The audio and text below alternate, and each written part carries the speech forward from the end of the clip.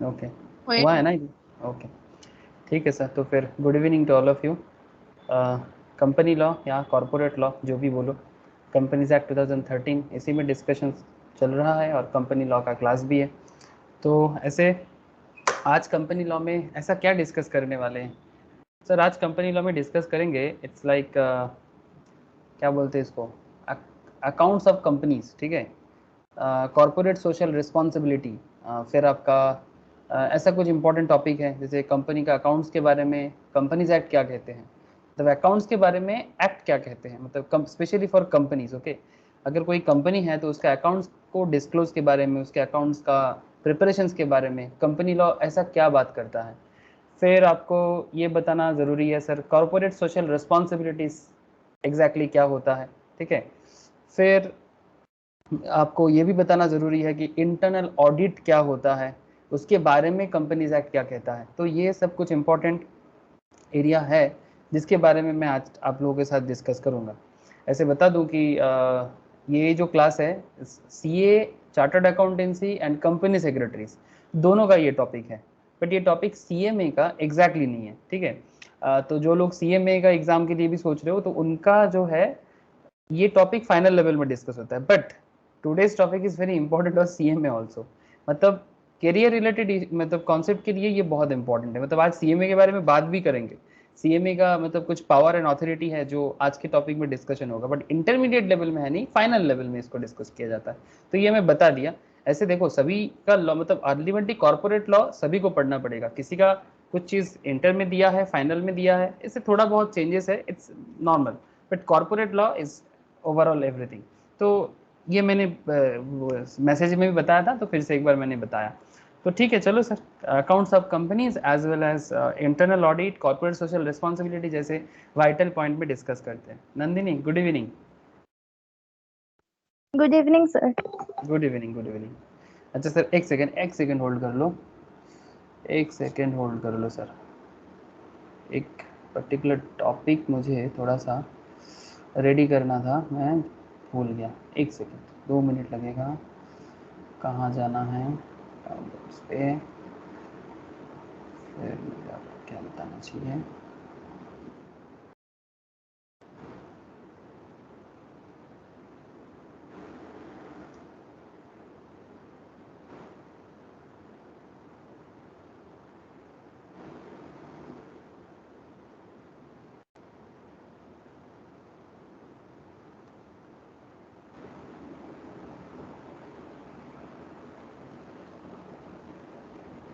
Yes sir, ठीक है चलो, मिला है जो चाहिए था, मिला है सब, ठीक है।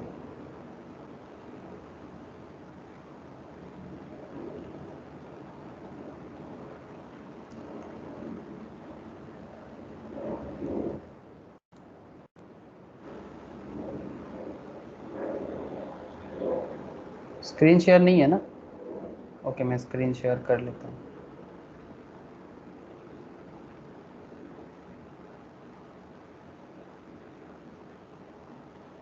ठीक है, स्क्रीन शेयर है ना सबको साथ? देखो तो एक बार। है सर। ओके, तो इन सिंपल अगर मैं बोलूँ सर तो ये topic accounts of companies related है। अब इस अकाउंट्स ऑफ कंपनीज के बारे में जो इम्पोर्टेंट डिस्कशंस मैं आपको बार बार बोल रहा हूँ कि आज मैं आप लोगों से करूँगा, तो चलो सर एक बार मैं ओवरव्यू में बता देता हूँ कि ऐसा क्या क्या मेन मेन सेक्शंस है या क्या क्या मेन मेन पॉइंट है जो कॉरपोरेट लॉ में इतना वाइटल यहाँ पर माना जा रहा है। तो अगर आप देख पा रहे होंगे, अकाउंट्स ऑफ कंपनीज दिख रहा है ना? हाँ सर, सेक्शन 128 से लेके सेक्शन 138 के अंदर ओवरऑल डिस्कशन है, ठीक है।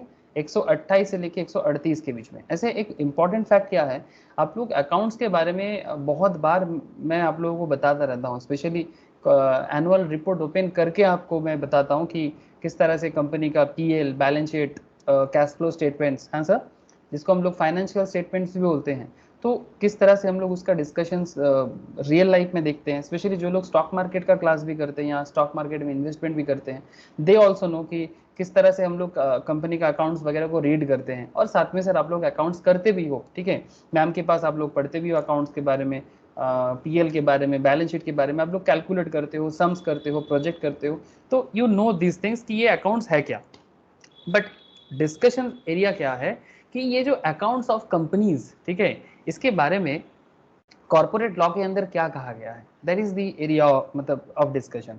इसमें आपको मैं ये बोल सकता हूँ कि सर जैसे कॉर्पोरेट लॉ आपको बताता है sir, types of accounts to be maintained, okay, types of accounts to be maintained, section 128 and section 129, section 128 and 129 किस तरह का अकाउंट्स मेंटेन करना चाहिए उसके बारे में बात करता है।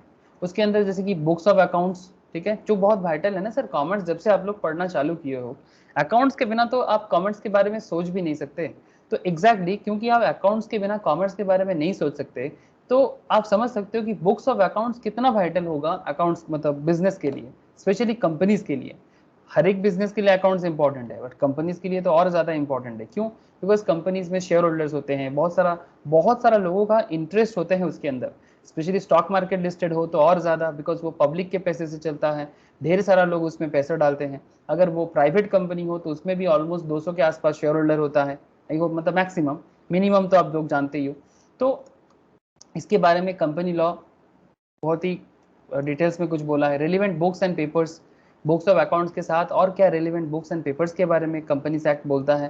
फाइनेंशियल स्टेटमेंट्स, फाइनेंशियल स्टेटमेंट्स है क्या, ऐसे तो इन common sense trading PL balance sheet as well as cash flow statement, trading PL balance sheet as well as cash flow statement, किसी भी कंपनी का एनुअल रिपोर्ट निकाल करके देख लो, ठीक है। ये मेरे पास नॉर्मली अवेलेबल रहता है बिकॉज कुछ दिनों से क्लास चल रहा है। ये एक जैगुआर एंड लैंड रोवर का एनुअल रिपोर्ट है, ठीक है। क्या आप लोगों को दिखाई दे रहा है ऐसा? है दादा। आप देख सकते हो क्या लिखा है सर, जैगुआर लैंड रोवर, थोड़ा सा नजर डालोगे तो दिख जाएगा। सेकंड, डेलॉयट जो है वो अपना ये 2019-20 का है, 1920 का एनुअल रिपोर्ट है जैगुआर लैंड रोवर का, ठीक है। इसमें डायरेक्टर्स रिपोर्ट देख सकते हो आप यहाँ पर। डायरेक्टर्स रिपोर्ट के बाद आपको मैं ऑडिट रिपोर्ट भी दिखाता हूँ। ये देखो सर, इंडिपेंडेंट ऑडिटर्स रिपोर्ट। और ये ऑडिट एक्चुअली, ऑडिटर का रिपोर्ट किस पे डिपेंड करता है सर, कंपनी के फाइनेंशियल स्टेटमेंट पे डिपेंड करता है।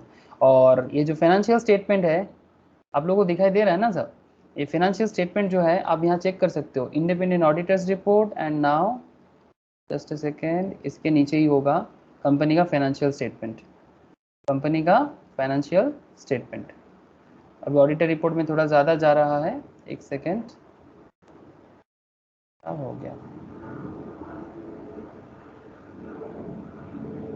ये देखो दिखाई दे रहा है फाइनेंशियल स्टेटमेंट सर, है दादा। Hello, okay. तो consolidated income statement and consolidated balance sheet. Sir consolidated का मतलब क्या है जानते हो? कॉन्सोलिडेटेड मतलब कंपनी सिर्फ अपना खुद का नहीं, मतलब इसका जो सब्सिडियरी वगैरह है ना, मतलब सपोज मानो कि टाटा जो है वो इसका होल्डिंग है, या फिर लैंड रोवर जैगुआर का अगर दूसरा कोई सब्सिडियरी कंपनी से, मतलब जिसमें इनका 50% 51% से ज़्यादा शेयर होल्डिंग हो, वैसा वाला कंपनी का भी डेटा इसके अंदर रखा गया है, ठीक है। तो कॉन्सोलिडेटेड मीन्स सभी होल्डिंग सब्सिडियरी का मिला जुला के जो पीएल बैलेंस शीट बन रहा है। तो this is income statement and this is a balance sheet, this is income statement, this is a balance sheet. तो कुछ इनकम स्टेटमेंट दिख रहा है, कुछ बैलेंस शीट दिख रहा है। आपको यहाँ पर इनकम एंड एक्सपेंस का भी अलग से दिखाई दे रहा होगा, ठीक है। इसके बारे में आप यहाँ पर कैश फ्लो स्टेटमेंट भी देख सकते हो, यहाँ पर दिखाई दे रहा है consolidated cash flow statement. I hope दिख रहा होगा सर आप लोगों को। अरे दिखाई दे रहा है कि नहीं दे रहा है? थोड़ा सा छोटा लिखा है बट आई होप देख पा रहे हो सर। है दादा। Yes sir. तो ये डिटेल्स अभी रीड नहीं करा रहा हूँ क्योंकि मैं अभी स्टॉक मार्केट या फिर आप लोगों को अकाउंटिंग रिपोर्ट नहीं सिखा रहा हूँ। मैं आपको क्या सिखा रहा हूँ, मैं आपको बस बता रहा हूँ कि देखो सर, ये सब कंपनी को मेंटेन करना पड़ता है, not just land rover Jaguar.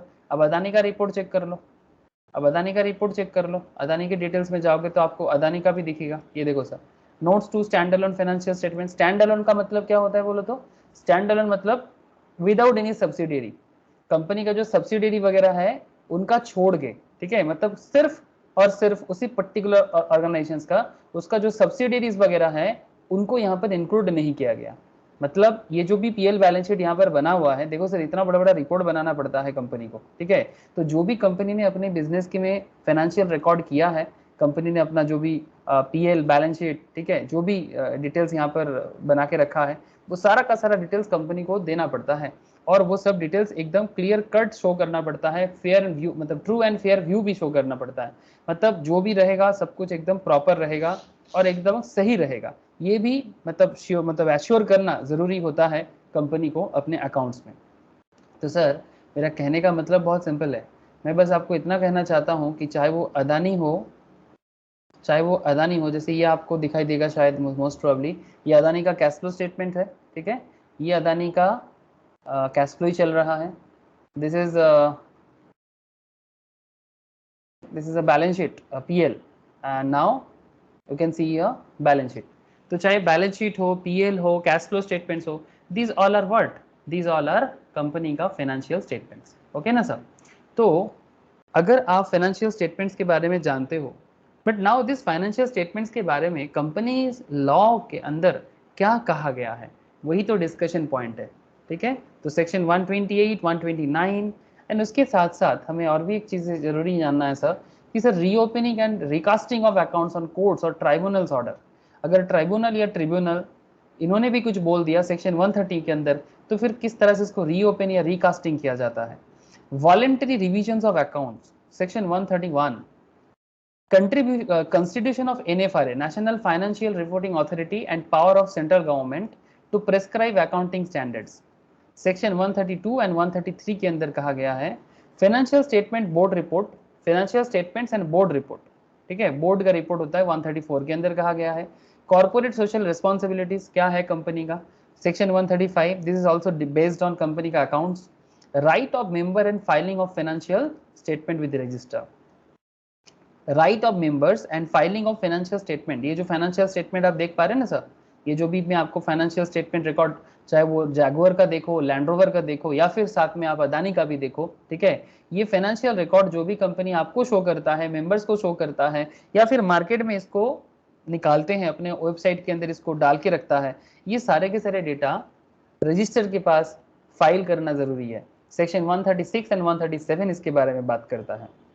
And the most interesting fact is internal audit, ये सेक्शन 138 इंटरनल ऑडिट के बारे में बात करता है। And this particular internal audit मतलब ऐसे दो तरह का ऑडिट होता है, एक एक्सटर्नल और एक होता है इंटरनल। एक्सटर्नल मतलब सर स्टैट्यूटरी ऑडिट, क्या ऑडिट सर, स्टैट्यूटरी ऑडिट।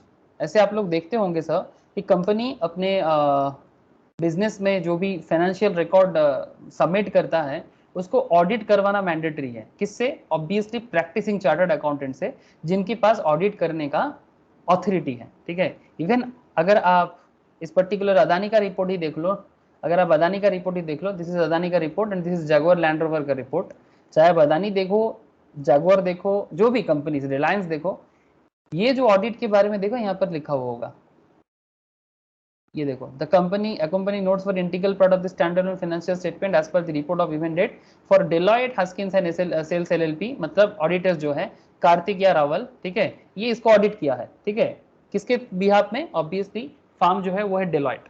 अब डेलॉयट के बिहाफ में कार्तिक या रावल ने इसको ऑडिट किया है। अब ये तो हो गया सर स्टैट्यूटरी ऑडिट, ये कौन सा ऑडिट हो गया, स्टैट्यूटरी ऑडिट। इवन अगर आप फाइनेंशियल स्टेटमेंट रिकॉर्ड से थोड़ा सा आगे नजर डालोगे एनुअल रिपोर्ट में, ठीक, जहां पर फाइनेंशियल रिकॉर्डिंग खत्म होगा उससे पहले ही कंपनी का ऑडिट रिपोर्ट रहता है। ये देखो सर, ये फाइनेंशियल रिपोर्ट है ना, ये फाइनेंशियल रिपोर्ट से जस्ट बिफोर आपको ये जो मैं अभी दिखा रहा हूँ ना, दिस इज ऑडिट रिपोर्ट, ये देखो, the independent auditors report of Adani ports and special economic zone.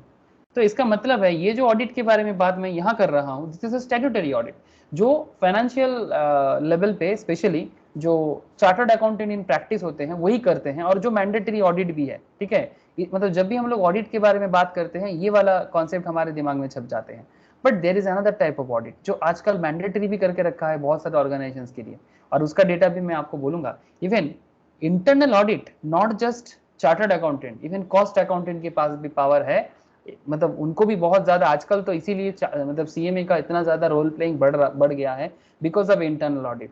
तो इसके बारे में डिस्कशन होगा सेक्शन 138 में, मजा आने वाला है सर, एकदम मजा आने वाले हैं, ये कंपटीशन बहुत जमकर हो रहा है, ठीक है। किसी के पास कुछ अथॉरिटी, आप लोग सीएस का रूल जब आप लोगों को मैंने पढ़ा था, आप उसने देखा था कि कंपनी सेक्रेटरीज का पावर कैसे है, ठीक है। बट सर कंपनी लॉ सभी को एक अलग अलग लेवल में पावर बांट के रखा है, सबका एक अपना अपना एरिया ऑफ एक्सपर्टाइज है, तो तभी तो एक बिजनेस चल सकता है ना सर। थोड़ी ना सबको सब कुछ आएगा, या फिर सबको ही सब कुछ स्पेशलाइज्ड वे में नहीं कर सकता, क्योंकि कुछ स्पेशलाइज्ड वे में करने के लिए किसी किसी को थोड़ा सा पावर को डिस्ट्रीब्यूट करना भी जरूरी है। तो तभी तो एक इतना बड़े बड़े बिजनेस, हजार हजार करोड़ का, लाख लाख करोड़ का टर्नओवर करने वाला बिजनेस, वैल्यूएशन वाले बिजनेस, तो इतना बड़ा बड़ा बिजनेस को कैसे हैंडल करेंगे। तो ताकत को, पावर को, अथॉरिटी को थोड़ा सा लेवल अप, सबके लिए एक लेवल प्लेइंग फील्ड बना दो। तो एग्जैक्टली तभी तो कंपनी लॉ इतना सारा डिटेल्स में बात हमें करते हैं और सिखाते भी हैं। तो चलो सर, आपको समझ में आया ना सर सबको? हाँ ज्योति, नंदिनी, समझ आ रहा है इनकी कि क्या पढ़ने वाले हैं और क्या सीखने वाले हैं? हाँ सर। ओके सर, चलो देखते हैं। तो there is a need for disclosing of annual information, है ना सर? मैं हमको एनुअल रिपोर्ट निकाल के दिखा रहा था तब से। Annual information to the share holder by the directors about the working and financial position. क्या दिखाना है? कंपनी का working positions as well as financial positions. मजाक नहीं है, ऑब्वियसली आप लोग ऐसे ही, मतलब कोई अरे गरे नेत्तू करे नहीं बन रहे हो सर, आप लोग कुछ खास बन रहे हो। और आपको भी समझना बहुत ज्यादा जरूरी है कि कंपनी को अपना working position as well as financial positions बताना पड़ेगा, so that the share holders are aware of the affairs of the company. जो कंपनी का शेयर होल्डर्स है उनको कंपनी के बारे में सारे के सारी चीजें जानने का अधिकार है। ऑब्वियसली अधिकार तो है उनको, बिकॉज उन्हीं के फाइनेंस के थ्रू से, उन्हीं के पैसे के थ्रू से बिजनेस जो चलता है, तभी तो बिजनेस आगे बढ़ पाता है। आज अगर जोमेटो 60,000 करोड़ का वैल्यूएशन लेके मार्केट में आया है, ठीक है, कल अगर रिलायंस इंडिया का, इवन वर्ल्ड का one of the most valuable companies में से एक है, ठीक है, रिचेस्ट पर्सन है मुकेश अंबानी, ठीक है, लाख लाख करोड़ का वैल्यूएशन लेके $1 ट्रिलियन का वैल्यूएशन बना के बिजनेस बनता है आज के डेट में, बिलियन ट्रिलियन मिलियन डॉलर का बिजनेस। तो ये सब किसका पैसा है? पब्लिक का पैसा है, शेयर होल्डर का पैसा है, ठीक है। तो उनको इन्फॉर्मेशन जानना जरूरी है। The Companies Act 2013 lays down the various provisions related to the maintenance of proper books of accounts। और आप लोग तो जानते ही हो सर, बेसिक्स ऑफ अकाउंट्स का चर्चा है कि भाई accountancy is a language of business. Accountancy is what's a accountancy is a language of business. ये जो भी मैं बार बार आपको दिखा रहा हूँ, ये सब क्या है? ये सब लैंग्वेज ऑफ बिजनेस है। ये अदानी का बैलेंस शीट है, ये आप देख सकते हो, जैगुआर लैंड रोवर का है, आपको जो चाहिए आप वो देख सकते हो। ये तो मैंने कंपनी के एनुअल रिपोर्ट से आपको दिखा रहा हूँ। तेरा लॉट्स ऑफ मनी कंट्रोल जैसे ऐप है, टिकट टैप जैसे ऐप है, जहाँ पर जाके आप डिटेल्स कंपनी का सर्वे कर सकते हो, रिसर्च कर सकते हो, भाई कौन से कंपनी का क्या सिचुएशन है, ठीक है। जिस कंपनी का मन हो जाए वही कंपनी के बारे में सर्च करो, जानो, कंपनी का पीएल देखो, कंपनी का बैलेंस शीट देखो, ठीक है। ये सब देखो, ये सब स्टॉक मार्केट इन्वेस्टमेंट के लिए यूज होता है, फंडामेंटल एनालिसिस भी कहते हैं ये सबको। Just look here, go the financials, ठीक है। यहाँ पर आपको एक ओवरव्यू मिलेगा, it's not a annual report. Annual report आपको वो भी मिल जाएगा। अगर आप रिलायंस का भी एनुअल रिपोर्ट देखना चाहोगे, विजिट ओवरव्यू, जस्ट बिलो, नीचे आ जाओ, यहाँ पर आपको एनुअल रिपोर्ट किसी कारण से मुझे अभी नहीं मिल रहा है, बट मिलता है सर। ये देखो सर, ये फाइनेंशियल ईयर है, फाइनेंशियल ईयर में आपको इनकम बैलेंस शीट दिख रहा है ना, दिख रहा है सर, बैलेंस शीट, कंपनी का एसेट, कंपनी का लाइबिलिटीज, सारा का सारा position, current liability, non current liability. ये देखो सर, एनुअल रिपोर्ट पेंडिंग है, तो 21 का एनुअल रिपोर्ट दिखाई दे रहा है, ये रिलायंस का एनुअल रिपोर्ट है। अब इसको भी डाउनलोड करो और कंपनी के डिटेल्स को जानो। तो this is all about accountancy, मतलब बेसिकली एनुअल रिपोर्ट के थ्रू से कंपनी को सब कुछ बताना होगा, ठीक है। अब लॉ इसको और डिटेल्स में क्या कहता है sir? Books of accounts etc. to be kept by company, books of accounts etc. to be kept by company, section 128 इसके बारे में बेसिकली एम्फासिस करता है। तो एम्फासिस क्या करता है? कंपनी शैल प्रिपेयर, कौन करेगा? Company shall prepare books of accounts, books and papers and financial statements. Now books and papers के बारे में जब बात हो रहा है, या फिर जो भी है, आप देखो books of accounts, books and papers and financial statement सब मिला जुला के कंपनी जो अकाउंट्स मेंटेन करता है, किस बेसिस में करता है? ऐसे करेंटली में रिसेंटली जो फाउंडेशन लेवल का क्लास में चल रहा है ना, वो यही चल रहा है सर, कि accrual basis and double entry system का मतलब समझा रहा था मैं। Accounting concept, principles and conventions का एक एरिया चल रहा है, तो जिसमें मैं वही समझा रहा था कि एक्रूअल बेसिस क्या है। ऐसे आप लोग जानते हो एक्रूअल बेसिस क्या है, कि आपको पैसा जो मिला नहीं है आप उसे भी एंट्री करते हो, ठीक है। ये जो डेटर क्रेडिटर वाला कॉन्सेप्ट है, जब तक आप पेमेंट, जब तक आपको मिला नहीं है बट उसको भी आप एसेट शो करते हो कि नहीं करते? हाँ सर, दो तरह का Yes. कॉन्सेप्ट हो सकता है, एक कैश बेसिस और एक क्रेडिट बेसिस, ठीक है, Accrual. Accrual basis. Basically credit basis means accrual basis. Very good sir. ये जो एक्रूअल कॉन्सेप्ट है, ये एक्रूअल कॉन्सेप्ट के कारण जो आपका डेटर है, करेंट एसेट्स में आप डेटर शो करते हो, डेटर को आप अपना एसेट मानते हो। सपोज आपके पास 1 करोड़ रुपया मार्केट में आपको मिलने वाला है। If you can get 1 crore from the market and you treat it as an asset, but क्या सच में ये आपके पास आ गया सर, या आने वाला है? आने वाला है. आने वाला है। तो जो चीज अभी मिला नहीं है वो भी, उसको आप एसेट ट्रीट करते हो, एंड करेंट लायबिलिटी आप क्रेडिटर को ट्रीट करते हो, है ना? आप क्रेडिटर को ट्रीट करते हो, मतलब जो आपका करेंट लायबिलिटी है, सपोज आपका मार्केट में 50 लाख का लायबिलिटी है, क्रेडिटर को रीपे करना है। क्या आपने पे कर दिया या पेबल है? Payable है. पेबल है, तभी तो क्रेडिटर है।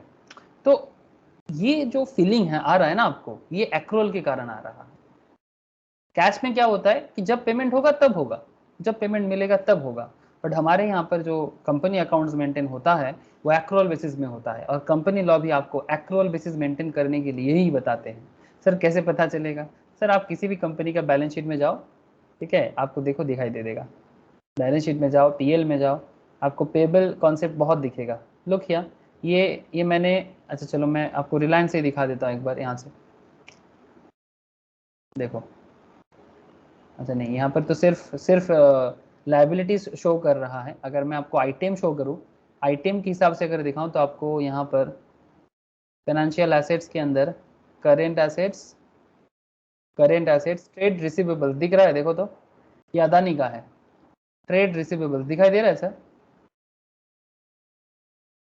मतलब आपको मिला नहीं है, मिलने वाला है ना। 1092 करोड़ का बिजनेस को मिलने वाला है, ये रिसेंट है, 2021 का ही रिपोर्ट है, मार्च 2021 का ही रिपोर्ट है। ट्रेड रिसीवेबल्स दिखाई दिया क्या? हाँ सर, ट्रेड रिसीवेबल्स का मतलब होता है डेटर, मतलब जिनसे आपको पैसा मिलेगा, है ना? तो ये अदानी को मार्केट से मिलने वाला है। किससे कितना मिलने वाला है, अगर और डिटेल्स देखना चाहते हो तो नोट नंबर 5 में जाओ, वो भी एनुअल रिपोर्ट में मिलेगा कि किसके पास से कंपनी को कितना मिलने वाला है। Similarly if you want to find out the liability, ठीक है, ये देखो sir, other financial liabilities, borrowings मतलब लोन है, ठीक है, करंट लायबिलिटीज के अंदर जाओ, ट्रेड एंड अदर पेबल्स दिखाई दे रहा है, ट्रेड एंड अदर पेबल्स, हाँ, ट्रेड एंड अदर पेबल्स के अंदर ये देखो सर, आपका मार्केट में ऑलमोस्ट 214 करोड़ के आसपास का लाइबिलिटी है ट्रेड पेबल के अंदर, ठीक है। तो इसका मतलब आप समझ सकते हो कि ये अभी तक कंपनी ने पे किया नहीं है, बट कंपनी पे करने वाले हैं। तो ये सब कैसे क्यों हो रहा है? ये सब एक्रोल के कारण ही तो हो रहा है ना सर? तो on एक्रोल basis and double entry system, और डबल एंट्री तो आप लोग जानते ही हो, ये तो न्यूटन का थर्ड लॉ के हिसाब से होता है ना। न्यूटन का थर्ड लॉ क्या है? हाँ सर, न्यूटन का थर्ड लॉ बोलो।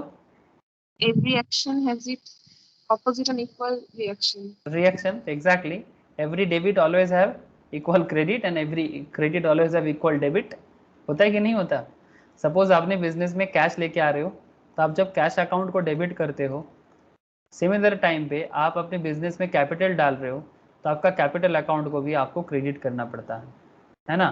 तो if you invest 1 crore in your business, then this 1 crore is your cash and this is your assets, okay, but this capital is your 1 crore, but this capital 1 crore is your liability, because business एक separate legal entity concept में चलता है, और जब भी आप business में capital invest करते हो, तो दिस इज, क्योंकि बिजनेस अलग और बिजनेस का ओनर अलग। Suppose you invest and you are X, ठीक है, अगर आप मिस्टर या मिस एक्स हो, ठीक है, suppose you are a mister और मिस एक्स, ठीक है। अब पॉइंट इज दैट कि मिस्टर या मिस एक्स ने अगर अपने बिजनेस में 1 करोड़ इन्वेस्ट किया, तो ये इसका बिजनेस का लायबिलिटी है कि ये बिजनेस उसको ये कैपिटल वापस करे बिजनेस करके। That's why capital is your liability, and इसीलिए कैपिटल को हमेशा लायबिलिटी साइड में लिखा जाता है। अब किसी भी कंपनी का पीएल बैलेंस शीट ओपन करके देख लो, स्पेशली बैलेंस शीट ओपन करोगे तो आपको बैलेंस शीट में जैसे एक एसेट साइड शो होगा, सिमिलर वे में आपको बैलेंस शीट में लायबिलिटी साइड भी शो होगा, एंड आपको लायबिलिटी साइड में you can see here, equity and liability, क्या दिखता है sir, equity and liability, this equity is actually क्या, कैपिटल, ये देखो इक्विटी मतलब what, equity means equity share capital, दिखाई दे रहा है। तो capital and liabilities look here, दो हेड में है ना, एक इक्विटी लायबिलिटी हेड बनाया गया और एक लायबिलिटी हेड बनाया गया। इसका मतलब समझ रहे हो सर कि कैपिटल एंड लायबिलिटी दोनों एक साथ में होता है, बट दोनों का नेचर थोड़ा अलग है, ठीक है, बट दोनों सेम कॉन्सेप्ट में बिल्ड होता है। इसीलिए तो बचपन से आप लोग अकाउंटेंसी सीखते आ रहे हो, और आप लोग हमेशा कैपिटल को बैलेंस शीट में क्या करते हो, बैलेंस शीट के अंदर this is your asset side होता है and this is your liability side होता है। और आप क्या करते थे बचपन से, इधर आपको कैपिटल लिखने का आदत हो गया था। बहुत लोग ऐसे ऐसे ही बचपन में पढ़ लेता था कि this is your fixed assets, this is your current assets. तो आप क्या करते थे बचपन से ही, आपका मतलब सभी को, आप मैं भी करता था कि कैपिटल को इधर लिख के दोनों को बैलेंस करने के लिए करता था। बहुत लोगों को पूछा जाता था कि भाई कैपिटल इधर क्यों है, कैपिटल तो लायबिलिटी नहीं है, ऐसा फीलिंग आता था। लेकिन कोई समझाता कहाँ था कि भाई कैपिटल तो एक्चुअली बिजनेस, क्योंकि सेपरेट लीगल एंटिटी कॉन्सेप्ट में चलता है, तो capital is also liability for the business to repay his owner, ठीक है। तो कैपिटल, क्रेडिटर्स,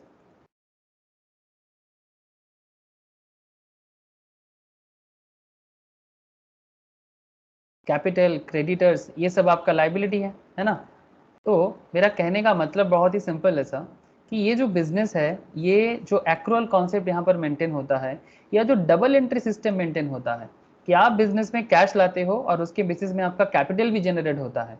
आप बिजनेस में कैश लाते हो और बदले में कैपिटल भी जनरेट होता है, and not just in cash capital entry, in every case. आप क्रेडिट परचेस करो, कैश परचेस करो, हर केस में एक डेबिट होता है और एक क्रेडिट भी होता है कि नहीं होता, ये तो अकाउंट्स में आप लोग सभी को ही जानते हो।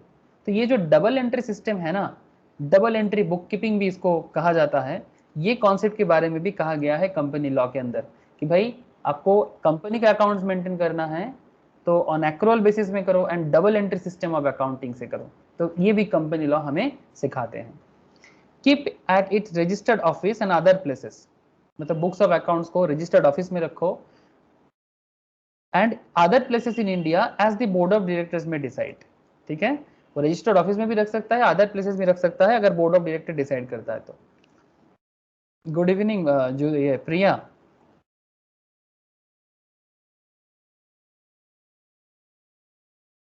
प्रिया को आवाज आ रहा है क्या, प्रिया बहुत लेट हुआ आज। ओके देखो sir, open for inspection by directors. Now this books of accounts is open for inspection by directors. That means open for inspection by directors का मतलब क्या हो गया, सब्सिडियरी ये बुक्स ऑफ अकाउंट्स चेक कर सकता है, board of associations inspection check कर सकता है, board of auditors, sorry subsidiary of boards basically यहाँ पर बोला जा रहा है, only on authorization of board of directors, ठीक है। By board of directors resolutions, मतलब अगर रेजोल्यूशन पास करे तो ये इंस्पेक्शन के लिए भी जा सकते हैं। And other financial information outside India written request by directors, written other financial information outside India on written request by directors, अगर डायरेक्टर ने रिटन रिक्वेस्ट दिया तो बाकियों को दिखाया जा सकता है।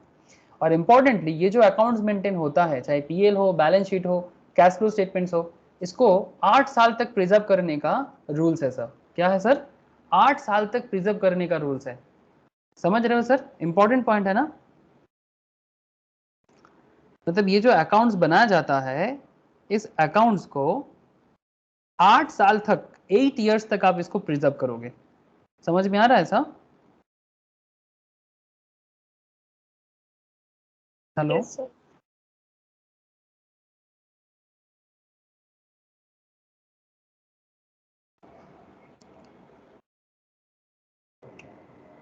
समझ गए, ठीक है सर। तो फिर बात को एक बार मैं फिर से समझा देता हूँ।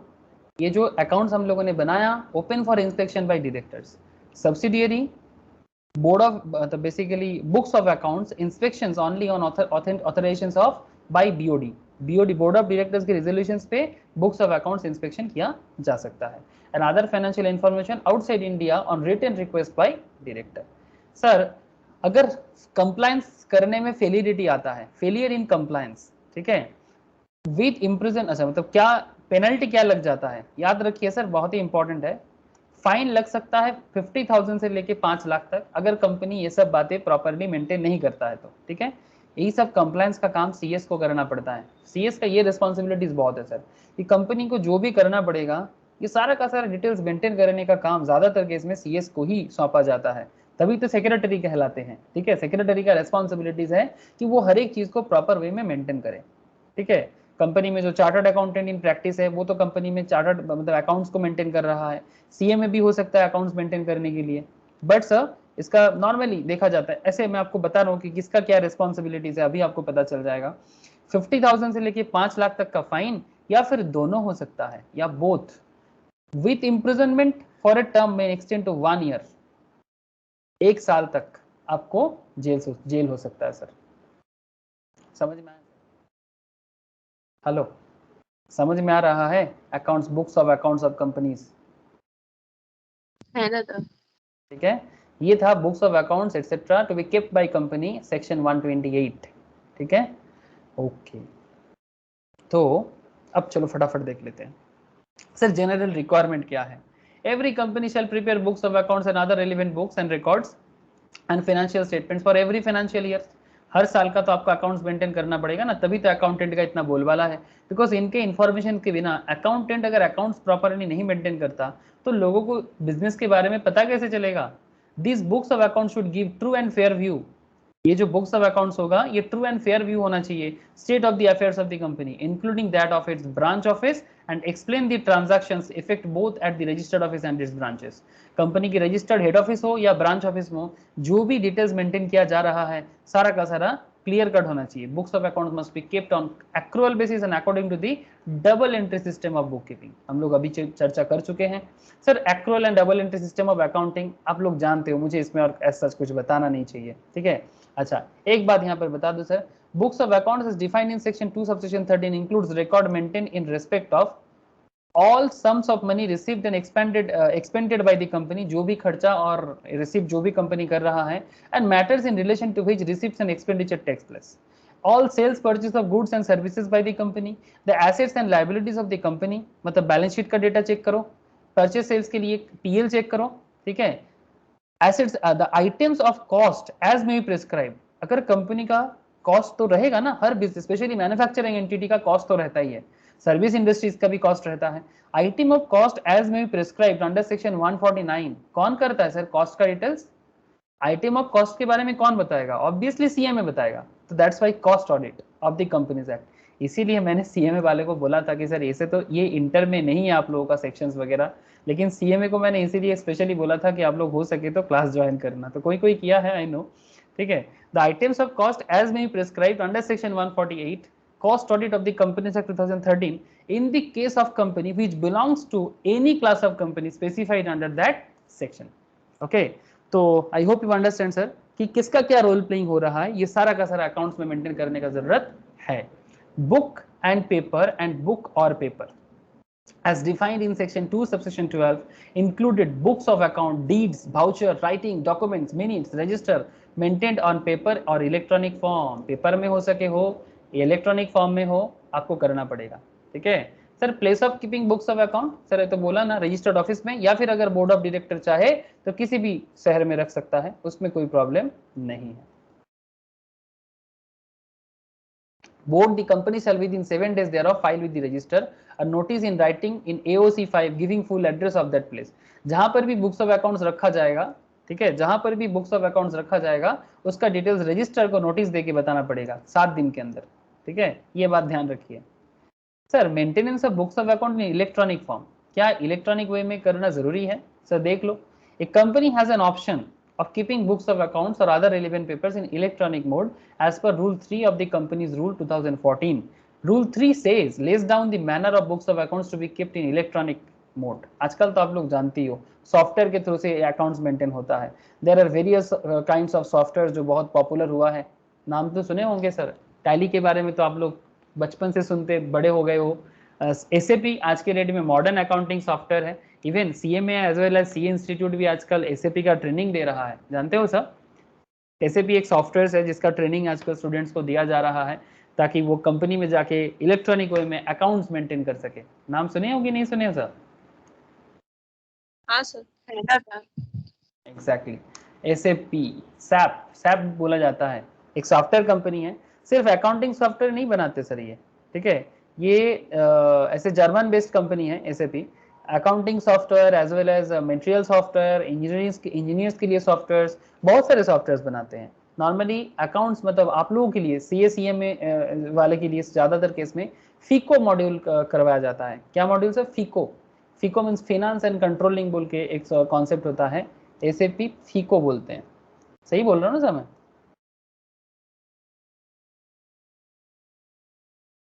पहला था। यस सर, ठीक है। तो ये finance and controlling module in SAP ERP, पर FI stands for financial accounting and CO stands for controlling, ठीक है।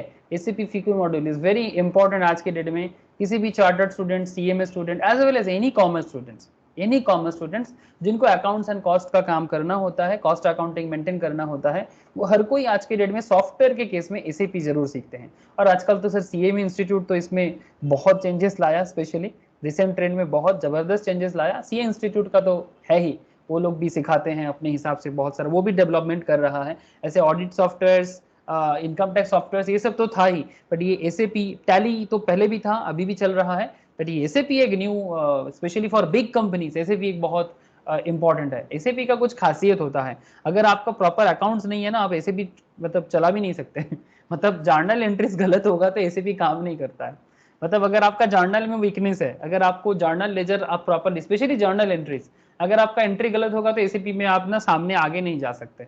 मतलब वो ना रेक्टिफिकेशन ऑफ एरर की तरह है कि अगर आप एरर हो गए तो वो आप उसको ना बाद में डिलीट नहीं कर सकते, वो जब तक आप सही एंट्री नहीं करोगे ना वो तब तक उसको मतलब मूव नहीं करेगा। इट्स लाइक अ प्रोग्रामिंग, मतलब इसमें ना चीटिंग करने का एरिया नहीं है। टैली में क्या होता है कि डिलीट करके रिवर्स आप फिर से दूसरा एंट्री लगा सकते हो, एसीपी में ऐसा मौका नहीं मिलता। एसीपी में जब तक सही एंट्री नहीं होगा तब तक वो सामने नहीं, एक मतलब एरर मैसेज देता जाएगा, ढंग ढंग ढंग ढंग कंप्यूटर करता जाएगा। एक होता है ना गजब गजब टाइप का आवाज करता है, टैंग टैंग करता है और एक क्रॉस आ जाता है, वैसा वाला होता है एसीपी में, ठीक है। समझ रहे हो सब, या जानते भी होंगे शायद कोई कोई? हेलो, जानते हो सर? है। यस सर, ठीक है, चलो। अच्छा, तो फिर इलेक्ट्रॉनिकली अकाउंट्स मेंटेन के बारे में भी कहा गया है। Information content in the record shall be retained completely in the format in which they are originally generated, sent or received, or in a format which shall represent accurately in the information generated. Sent or received and the information contained in electronic record shall remain complete unaltered. Change नहीं कर सकते, हाँ, electronically करो manually करो, change नहीं कर सकते। Information received from branch office shall not be altered and shall be kept in a manner, common sense है, ठीक है। Information in electronic record of document shall be capable of being displayed in a legible form. There shall be a proper system of storage, retrieval, जरूरत पड़ने से retrieve करने के लिए, display और print out of the electronic record as the audit committee को चाहिए होता है, एंड बोर्ड में भी appropriate and such records shall also be disposed and rendered unusable unless permitted by law, ठीक है। जब तक लॉ नहीं बोलेगा तब तक आप रिकॉर्ड को डिस्पोज नहीं कर सकते, ठीक है। तो लॉ भी आपको, आपका आपका अकाउंट है बोल के आप अपने मर्जी से डिलीट करोगे, ऐसा भी मौका आपको लॉ नहीं देता है। तो ये सब बात थोड़ा याद रखिएगा। The company shall intimate the register on an annual basis every year, उसको रजिस्टर ऑफ कंपनीज को बताना पड़ेगा at the time of filing of financial statement. Following relevant information related to service provider, the name of the service provider, the internet protocol interest मतलब IP address of the service provider जिसका भी आपने electronic service लिया है, the location of the service provider जहाँ भी applicable है, where the books of accounts and other books and papers are maintained on cloud, अगर क्लाउड में है, such address as provided by the service provider। आजकल cloud computing चलता है ना, सुने कि नहीं सुने? हाँ सर, क्लाउड कंप्यूटिंग सुनते हैं कि नहीं सुनते सर? ये देखो एसएपी का भी है, एसएपी तो क्लाउड में ही सेव करते हैं, SAP cloud platform integration comprehensive guide, समझ रहे हो सर? एसएपी का ही है क्लाउड प्लेटफॉर्म, मतलब बेसिकली ये क्लाउड एक ऐसे सॉफ्टवेयर से आज के डेट में, जैसे कि जो भी डेटा होता है इसको स्टोर करने का एक ऐसा स्पेस, ठीक है, जो क्लाउड में, मतलब किसी पर्टिकुलर डिवाइस में नहीं, क्लाउड टेक्नोलॉजी में होता है। मैं अभी एक्सपर्ट नहीं हूँ क्लाउड टेक्नोलॉजी समझाने के लिए, but I hope you understand. जैसे कि कुछ फेमस कंपनीज है ना, जो गूगल क्लाउड जैसे, नाम तो सुने होंगे सर? हाँ सर, जैसे ये मेरा वेबसाइट है ना, वो गूगल क्लाउड में मैंने बना के रखा, ये देखो गूगल क्लाउड प्लेटफॉर्म। आप लोग जानते हो आज के डेट में वन ड्राइव भी है सर, क्लाउड प्लेटफॉर्म में एक है वन ड्राइव जो माइक्रोसॉफ्ट का है, बहुत सारे हैं, आप क्या बताऊं सर, चलो आप लोग ज़्यादा जानते हो मेरे से। अच्छा books of accounts branch office के बारे में क्या कहते हैं sir? Where a company has a branch office in or outside India it shall be deemed to have complied with the provision. Simple बात है सर, ब्रांच का रिकॉर्ड भी आपको मेंटेन करना होगा और उसको भी प्रॉपरली मेंटेन करना होगा। डायरेक्टर उसको इंस्पेक्ट भी करेगा, सिंपल बात है ना, डायरेक्टर इंस्पेक्ट क्यों नहीं करेगा? Assistant by officers and employees, other financial information जो भी रहेगा, कॉमन सेंस कुछ इधर है। पीरियड फॉर प्रिजर्वेशन मैंने आपको बता दिया सर, 8 साल तक प्रिजर्व कर सकते हो। लायबल पनिशेबल, कौन कौन हो सकता है पनिशेबल अगर आप प्रॉपरली नहीं करते हो तो? एज पर सेक्शन 128 सबसेक्शन 6, ठीक है, देख रोशनी पूछ रहा था ना, मतलब नॉर्मल सेक्शन क्या है, सेक्शन 28। अब जैसे पर्सन रिस्पॉन्सिबल एंड पेनल्टी के बारे में बात हो गया, सबसेक्शन 6 का बात आ गया। The person responsible for the maintenance of books of accounts etcetera कौन कौन है? Managing director, whole time director, in charge of finance, जिसके पास फाइनेंस का चार्ज हो, चीफ फाइनेंशियल ऑफिसर। सर कौन होते हैं? सर चीफ फाइनेंशियल ऑफिसर ज्यादातर केस में चार्टर्ड अकाउंटेंट और कॉस्ट अकाउंटेंट होते हैं। Any other person of a company charged by the board with duty of complying with provision of section 128। मतलब ये जो पॉइंट आ जाए ना sir, any other person of a company, इसमें मैक्सिमम केस में सीएस का नाम आ जाएगा, एकदम सर चुपचाप सीएस का काम आ जाएगा। सर ये देखो, अभी मैं आपको अगर कंपनी का, ऐसे तो आप लोग जानती हो सर केएमपीस के बारे में, की मैनेजरियल पर्सनल्स, है ना, जैसे अदानी में ही देख लो, ये तो ऑडिटर, ऑडिटर को छोड़ो, ऑडिटर कंपनी का कोई नहीं होता, ऑडिटर एक्सटर्नल पार्टीज होते हैं। For and on behalf of board of directors, Gautam Adani, इसी से पढ़ा था हम लोगों ने, करण अदानी होल टाइम डायरेक्टर है, अगर ये चीफ एग्जीक्यूटिव है, अगर इनके पास फाइनेंस है तो इनको हिसाब रखना पड़ेगा। कमलेश बागिया, ये कंपनी सेक्रेटरी है, ठीक है, इनके पास भी ऑथोरिटी होता है सब कुछ देखने का। राजेश अदानी डायरेक्टर है, दीपक महेश्वरी चीफ फाइनेंशियल ऑफिसर है। अब हो सकता है कि ये सीए हो या सीएमए हो या फिर एमबीए इन फाइनेंस भी हो सकता है, नॉट नेसेसरी। लेकिन पॉइंट समझ में, आई होप आपको आ रहा हो कि क्या कॉन्सेप्ट है बेसिकली बिजनेस के अंदर मेंटेन करने का, किसका रेस्पॉन्सिबिलिटीज है, और पेनल्टी अगर मारा जाएगा तो फिर किसको पेनल्टी दिया जाएगा। 50,000 से लेके 5 लाख तक फाइन होता है, हाँ सर, और जेल भी हो सकता है 1 साल तक।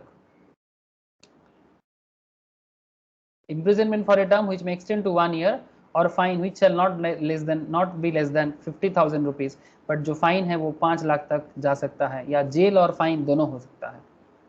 XYZ Limited wants to maintain its books of accounts on cash basis. In this case, is this a valid act of XYZ?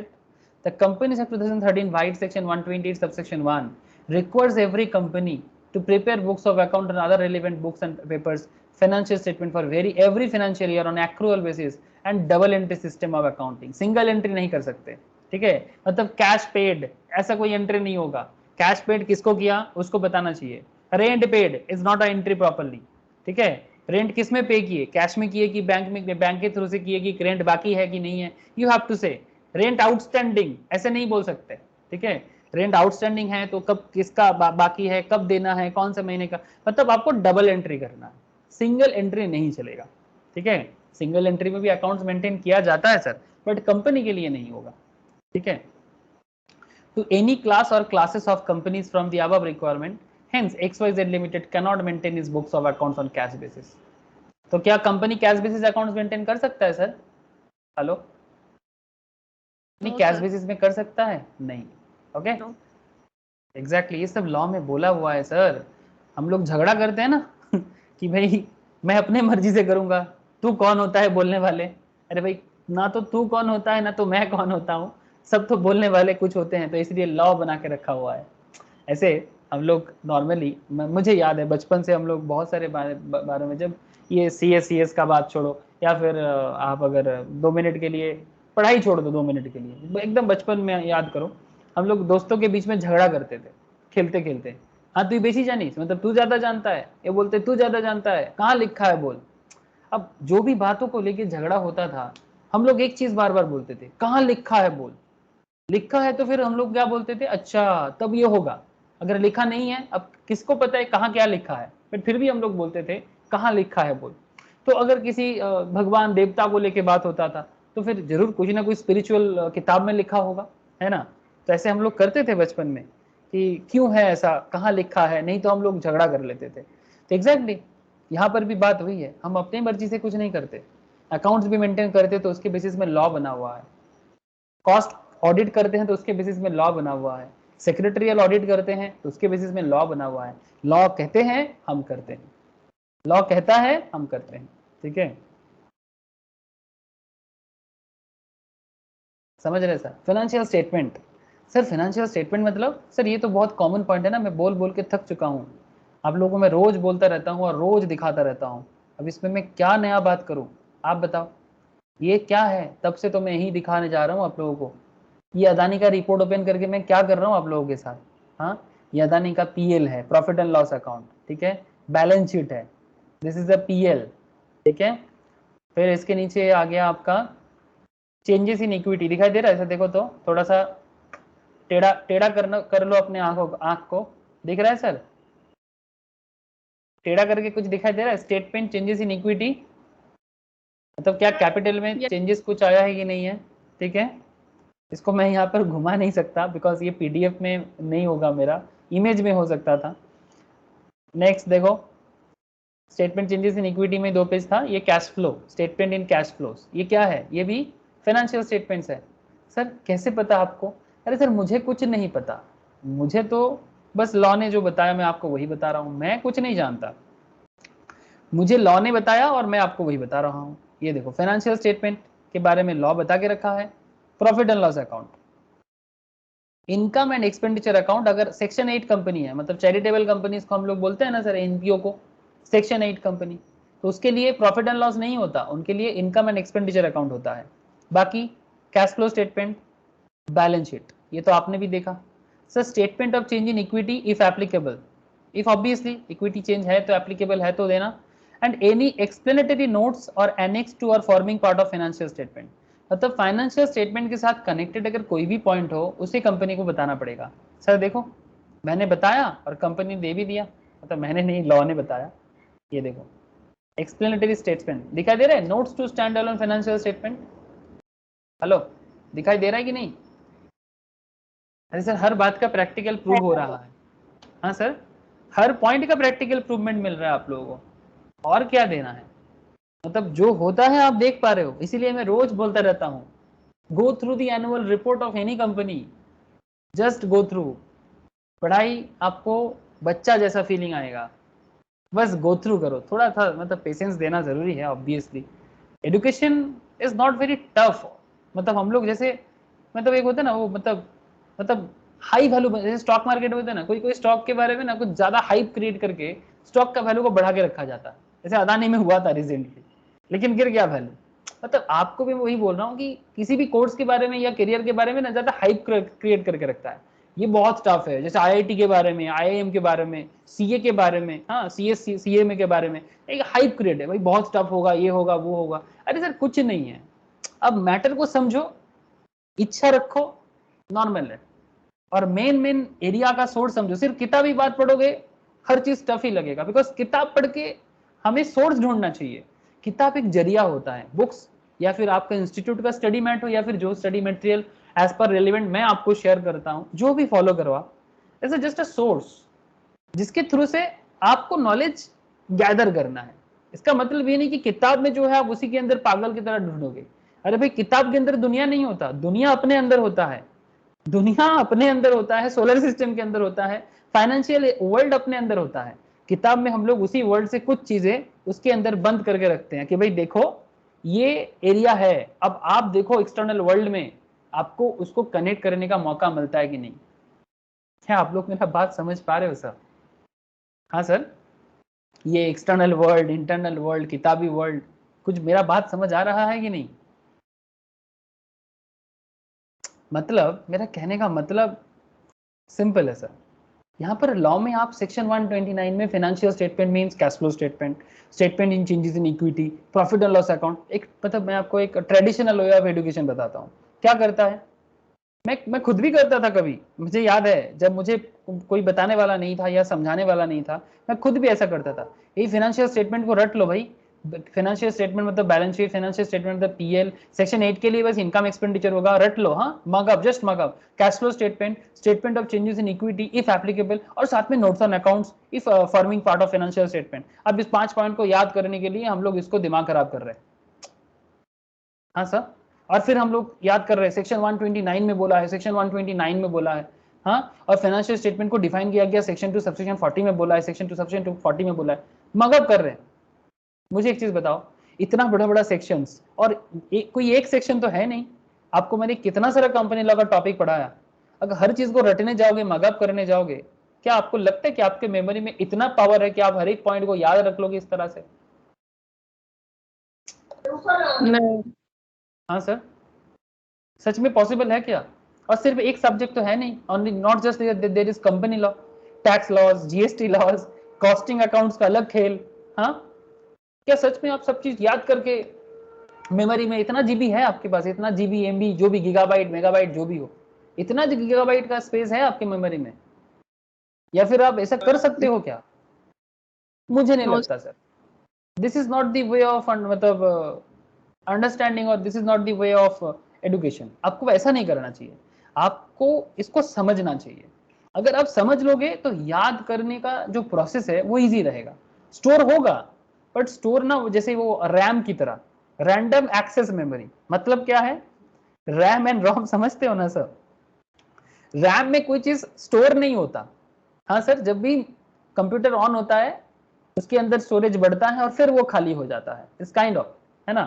तो आपको भी कुछ वैसा ही करना चाहिए। आपको नॉलेज हो तो आप उसको जब जरूरत है उसके हिसाब से आप उसको याद रख सकते हो, लेकिन उसके लिए आपको इसका real world area of use कहाँ होता है वो पता होना चाहिए।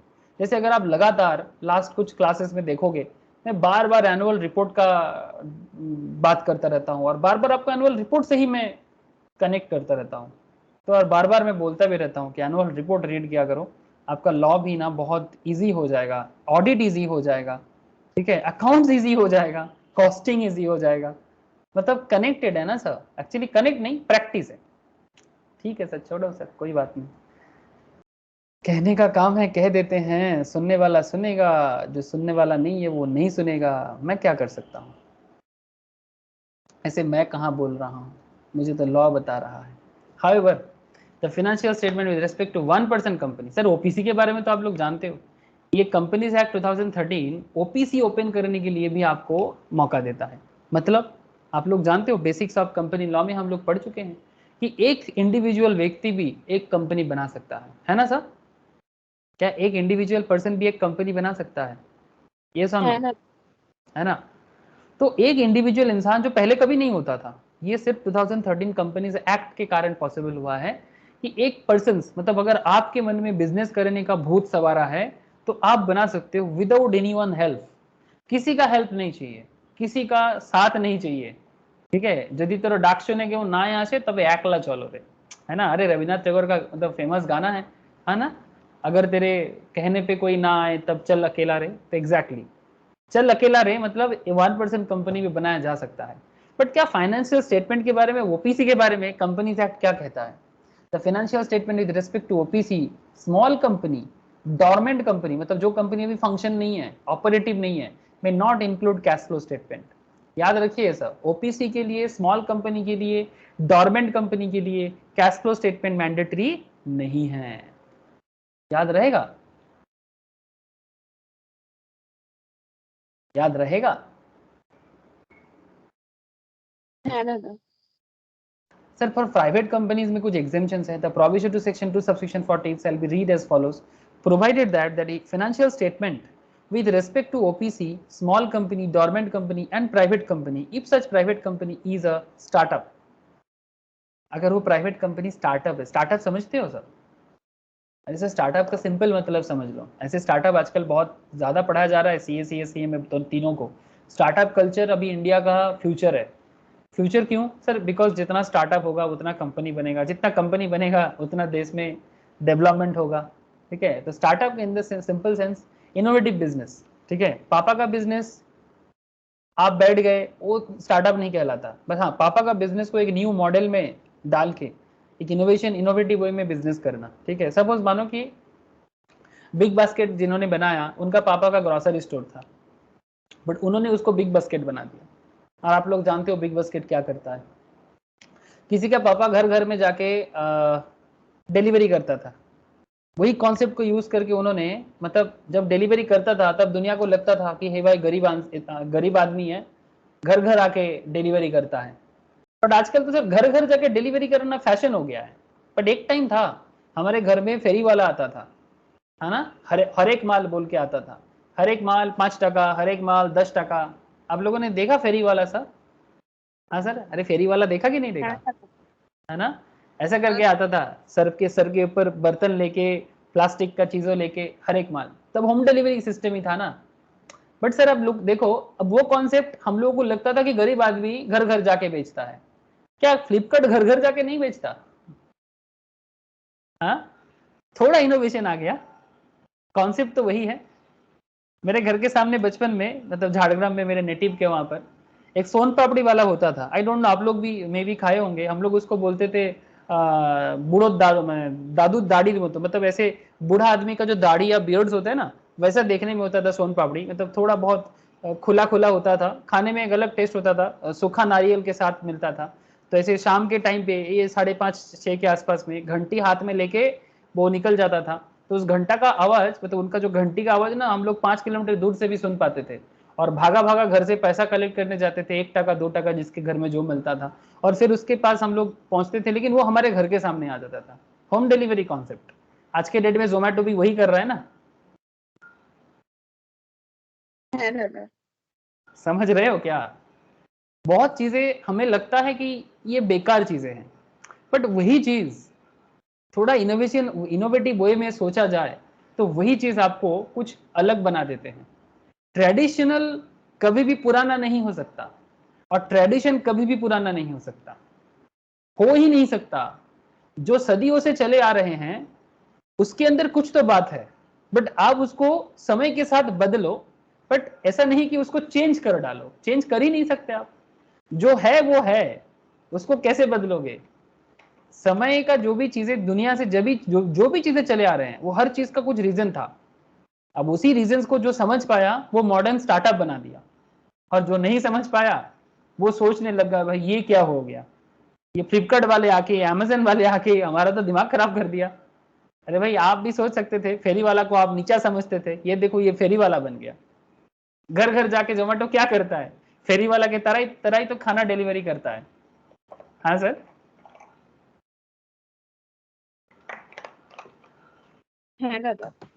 Just feel.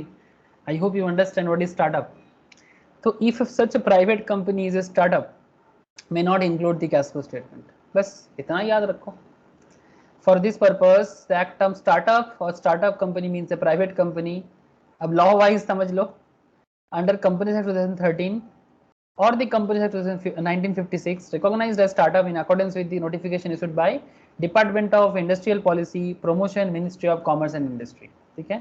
The exceptions, modification and adoption shall be applicable to the private company which is not committed a default in filing financial statement. अगर उन्होंने फाइनेंशियल स्टेटमेंट का जो रिटर्न जमा करना होता है, एनुअल रिटर्न सेक्शन 92 के हिसाब से of the said act with the register, और फाइनेंशियल स्टेटमेंट जो जमा करना होता है 137 के हिसाब से, वो अगर नहीं किया तो फिर इन दैट केस उन्हें भी एग्जाम्पशंस मिल सकता है। ठीक है, अगर कर नहीं किया तो फिर एग्जाम्पशंस नहीं मिलेगा। मतलब बेसिकली फाइनेंशियल स्टेटमेंट के रिटर्न फाइलिंग अगर नहीं करता है तो एग्जाम्पशंस नहीं है। फाइनेंशियल ईयर क्या है आप लोग जानते हो सर? नॉर्मली फाइनेंशियल ईयर का मतलब होता है हमारे कंट्री में period ending 31st day of March every year and where it has been incorporated on or just first day of January or a year. The period ending on the 31st day of March of the following year in respect of where a financial statement of the company or body corporate is made up. That means in relation to any company or body corporate means the period ending on the 31st day of March. शुरू कब भी हो but and तो 31st day of March में होना चाहिए। अगर वो जनवरी में भी स्टार्ट होता है तो भी उसका एंडिंग कब माना जाएगा? 31st मार्च को। अप्रैल से मार्च नॉर्मली होता है, हम लोग जानते हैं, बट फाइनेंशियल ईयर का सिंपल मतलब है स्टार्ट कभी भी करो बट एंड तो 31st डे ऑफ मार्च में कर देना। That is your financial year. Mahindra and Mahindra Company Limited was incorporated as company on 22nd of February 2014. Now, for the purpose of the first financial statements, the period ending shall be 31st March of the following year. That is 31st March 2015. Start किया है 22nd February 2014 को, 22nd February 2014 को, but इसका year and कब होगा? 31 मार्च 2015 को, ending shall be 31 March of the following year. मतलब वो ये मौका देता है सर कि एक साल बाद उसका ईयर एंडिंग करेगा, ठीक है। ये वाला बात मैंने आप लोगों को पहले भी बताया था, ठीक है। In relation to any company or body corporate, the period ending on 31st day of March every year, and where it has been incorporated on or after first day of January of a year, the period ending on the 31st day of March of the following year. अगर जनवरी के बाद होता है तो in that case, मतलब simple बात है, इसको थोड़ा सा फिर से समझा देता हूं सर। आई होप आप महिंद्रा का केस समझ चुके हो। महिंद्रा का केस शायद आप समझ चुके हो। नॉर्मल केस में क्या है, कोई भी न्यू कंपनी है, कभी भी स्टार्ट हो 31 डे ऑफ मार्च को एंड होगा, या फिर अप्रैल टू मार्च फाइनेंशियल ईयर होगा। बट अगर company first day of January के बाद इनकॉर्पोरेट हो रहा है, जैसे कि महिंद्रा एंड महिंद्रा इनकॉर्पोरेटेड हो रहा है 22 फरवरी 2014 को, इसका ईयर एंडिंग कब होगा सर? 31 मार्च 2015 को। बात कुछ समझ में आया सर? ऐसे क्या होना चाहिए, 31 मार्च 2014 होना चाहिए था, बट नहीं सर, क्योंकि ये first Jan of the year उसके बाद हुआ ना इनकॉर्पोरेटेड। तो अगर कोई कंपनी 1 जनवरी के बाद इनकॉर्पोरेटेड होता है तो in that case next year March 31 उसका ईयर एंडिंग माना जाएगा। बोलो सर, स्पेशल पॉइंट है, समझ में कुछ आया कि नहीं? Yes sir. ठीक है, ये पॉइंट याद रखिएगा sir. Okay, true and fair view, I hope you understand sir. Audit का पॉइंट है basically true and fair view, मतलब जो भी कंपनी का फाइनेंशियल स्टेटमेंट में शो होगा अंडर सेक्शन 133 उसको ट्रू एंड फेयर व्यू के लिए बताते हैं। मतलब ऑडिटर का भी काम होता है कि वो कंपनी में जाए और फाइनेंशियल स्टेटमेंट को चेक करे, और जो financial statement exactly according to accounting standards, accounting standards means जो institute of chartered accountants of India issue करता है, institute of chartered accountants of India issue करता है, और उसके बेसिस में सब कुछ ट्रू एंड फेयर होना चाहिए। Non-applicability, provided further that nothing contained in this subsection shall apply to any insurance or banking company or any company engaged in the generation or supply of electricity or to any other class of company for which a form of financial statement has been specified or under the act governing such class of company। मतलब ये जो currently हम लोग जो financial statements के बारे में बात कर रहा है, कुछ कंपनीज के केस में ये फाइनेंशियल स्टेटमेंट एग्जैक्टली वैसा ना भी हो सकता है। क्यों? क्योंकि उनका अपना रूल भी फॉलो होता है। Provided also that the financial statement shall not be treated as not disclosing a true and fair view of the states and affairs of the company merely by the reason of the fact that they do not disclose। मतलब company ने disclose नहीं किया है, इसका मतलब ये नहीं कि वो ट्रू एंड फेयर व्यू नहीं है। बेसिकली जैसे इंश्योरेंस कंपनीज हो जाए, इंश्योरेंस कंपनीज का अपना रूल फॉलो होता है, ठीक है। इंश्योरेंस बिजनेस का अपना अकाउंटिंग पैटर्न है जो IRDA बनाते हैं, insurance regulatory development authority. Matters which are not required to be disclose by insurance act, अगर इंश्योरेंस कंपनी के हिसाब से कोई भी मैटर डिस्क्लोज करना मना है, आप बात को समझ रहे हो, कंपनी अकाउंट्स कंपनी लॉ के हिसाब से समझ सकते हैं, इंस्टीट्यूट ऑफ चार्टर्ड अकाउंटेंट्स की तरफ से समझ सकते हैं, बट इंश्योरेंस कंपनी का तो और एक रूल्स है ना, 1938 insurance act, insurance regulatory development authority भी है 1999 में बना हुआ, इनके हिसाब से कुछ पॉइंट डिस्क्लोज नहीं किया जा सकता। क्या आप लोग मेरा बात समझ पा रहे हो सर? तो अगर कुछ मैटर डिस्क्लोज करना as per insurance regulatory development authority के हिसाब से है, तो फिर अगर अकाउंट्स प्रॉपर डिस्क्लोज नहीं करता तो हम लोग उसको क्या बोलते हैं कि accounts true and fair view नहीं शो कर रहा है। बट अगर कुछ पर्टिकुलर पॉइंट में इंश्योरेंस रेगुलेटरी डेवलपमेंट अथॉरिटी कहते हैं, ठीक है, जैसे ये तो फाइनेंशियल स्टेटमेंट्स ऑफ अदानी है, मैं आपको अगर इंश्योरेंस कंपनीज का भी आप फाइनेंशियल स्टेटमेंट निकाल सकते हो, सर कहाँ मिलेगा? चलो सर ढूंढ लेते हैं। कौन सा HDFC फाइनेंस देखोगे, HDFC इंश्योरेंस, हाँ HDFC इंश्योरेंस,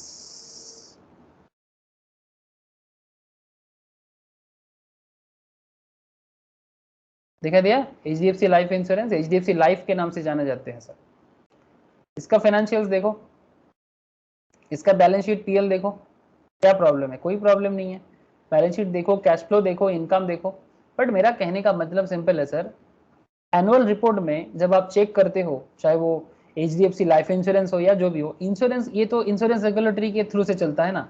कहने का मतलब बहुत सिंपल है, अगर कोई दूसरा लॉ किसी पर्टिकुलर मैटर में मना करता है तो वो इन्फॉर्मेशन डिस्क्लोज करना पॉसिबल नहीं है। तो इसका मतलब ये नहीं है कि वो financial statement true and fair view नहीं दिखा रहा है। तो इसके लिए आपको वो पर्टिकुलर लॉ के बारे में भी नॉलेज रखना जरूरी है। मतलब एक नॉलेज काफी नहीं है सर, आपको हर मैटर में हर तरफ आंख लगाना चाहिए। बैंकिंग कंपनी, सर देखो, matters which are not required to be disclosed by the banking regulation act, bank चलता है कंपनीज एक्ट के थ्रू से भी, बिकॉज वो कंपनी है।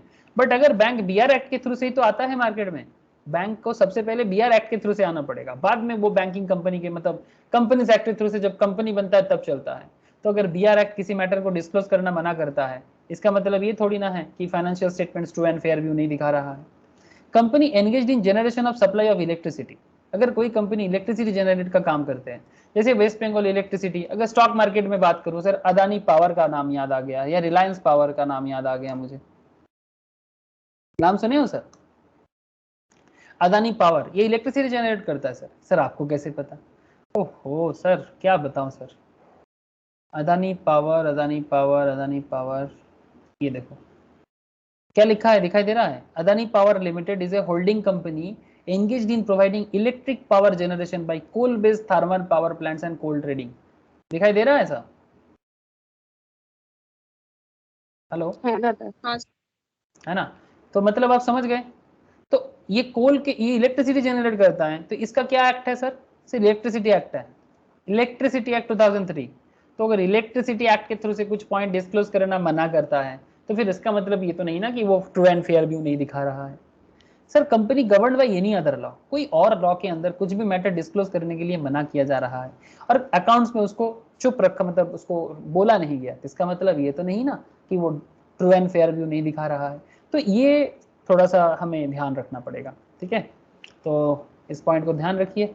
Laying of financial statement at every annual general meeting of the company, the board of directors of the company shell before such meeting financial statement of the financial year. ठीक है, board of directors financial statement को disclose करते हैं। Consolidated financial statement के बारे में section 129 subsection 3 कहते हैं सर। मैं आपको शुरू से कंसोलिडेटेड दिखा रहा हूं, ये क्या है सर? ये जैगुआर लैंड रोवर का क्या है? कंसोलिडेटेड, दिखाई दे रहा है sir? Look at the word consolidated financial statement. Hello, दिख रहा है कि नहीं? हाँ सर, दिखा दिया ना सर? तो इसके बारे में लॉ क्या कहता है sir? Section 129 subsection 3, where a company has one or more subsidies, जैसे ये टाटा, अदानी, इन इस तरह का कंपनीज का ना कंसोलिडेटेड बहुत जरूरी होता है, बिकॉज इनका बहुत सारा सब्सिडीज होता है। Where a company has one or more subsidies or associate companies, it shall in addition to financial statements, financial statement के साथ साथ इनको कंसोलिडेटेड फाइनेंशियल स्टेटमेंट भी प्रिपेयर करना पड़ता है। मतलब एक को बोलते हैं स्टैंड अलोन और एक को बोलते हैं कंसोलिडेटेड। क्या बोलते हैं सर? एक को बोलते हैं स्टैंड अलोन, मतलब जिसमें सिर्फ उस कंपनी के बारे में बोला हुआ है। ये देखो यहाँ पर होल्डिंग में जैसे मैंने लिखा, होल्डिंग मतलब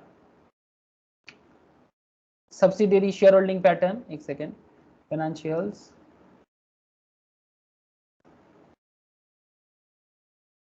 तो ज़्यादा कुछ मिल नहीं रहा है, ठीक है।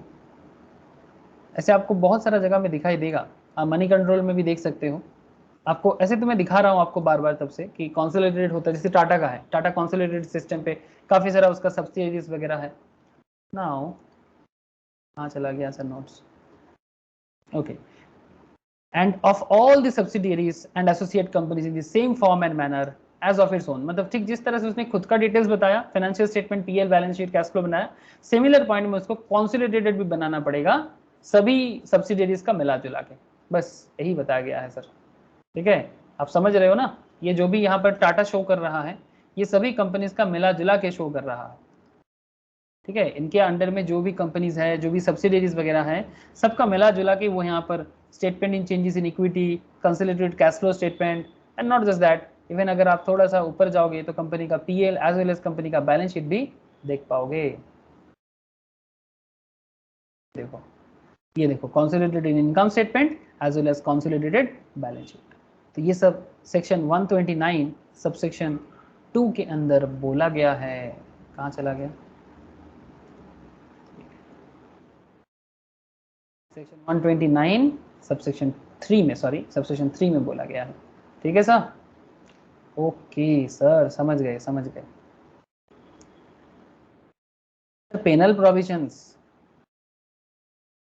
अगर पेनल प्रोविजंस के बारे में 129 सबसेक्शन 7 कहता है सर, कहता है if a company contravenes the provision of this act sections, the managing director, ध्यान से देखना, whole time director in charge of finance, मतलब जो फाइनेंस एरिया को देखता है, ठीक है, जो फाइनेंस एरिया को देखता है, उसके साथ साथ और कौन? उसके साथ साथ चीफ फाइनेंशियल ऑफिसर्स और any other persons charged by the board with the duty of complying with the requirement of this section in the absence of any of the officer mentioned above, all the directors shall be punishable. अगर ये तरह ये जो अलग अलग लोगों के बारे में बताया गया, अगर ये नहीं है तो जो भी डायरेक्टर्स है सब के सब मिलजुल के पनिशेबल भी होंगे, इम्प्रिजनमेंट मतलब जेल भी होगा, for a term which may extend to 1 year or which fine which shall not be less than 50,000 rupees but which may be extend to 5 lakh. ये तो आप लोग जानते हो, या फिर दोनों मिला जुला के। तो सेक्शन 129 ये वाला पावर देता है, ठीक है। Whether mentioned officers are present, managing director, full time director, finance का चार्ज जिनके पास है, चीफ फाइनेंशियल ऑफिसर्स और एनी अदर पर्सन। अगर chief financial officer yes then mentioned officers, और सीएफओ है, अगर सीएफओ नो मतलब नो है मतलब अगर एब्सेंट है तो बाकी सब डायरेक्टर्स मिला जुला के, ठीक है। Imprisonment up to 1 year, fine 50,000 से लेके 5 लाख या फिर दोनों हो सकता है। समझ में आ गया सर? अकाउंट्स का कंपनी लॉ समझ में आ रहा है कि नहीं? अकाउंट्स ऑफ कंपनीज, बोलो सर, क्लियर हुआ पॉइंट?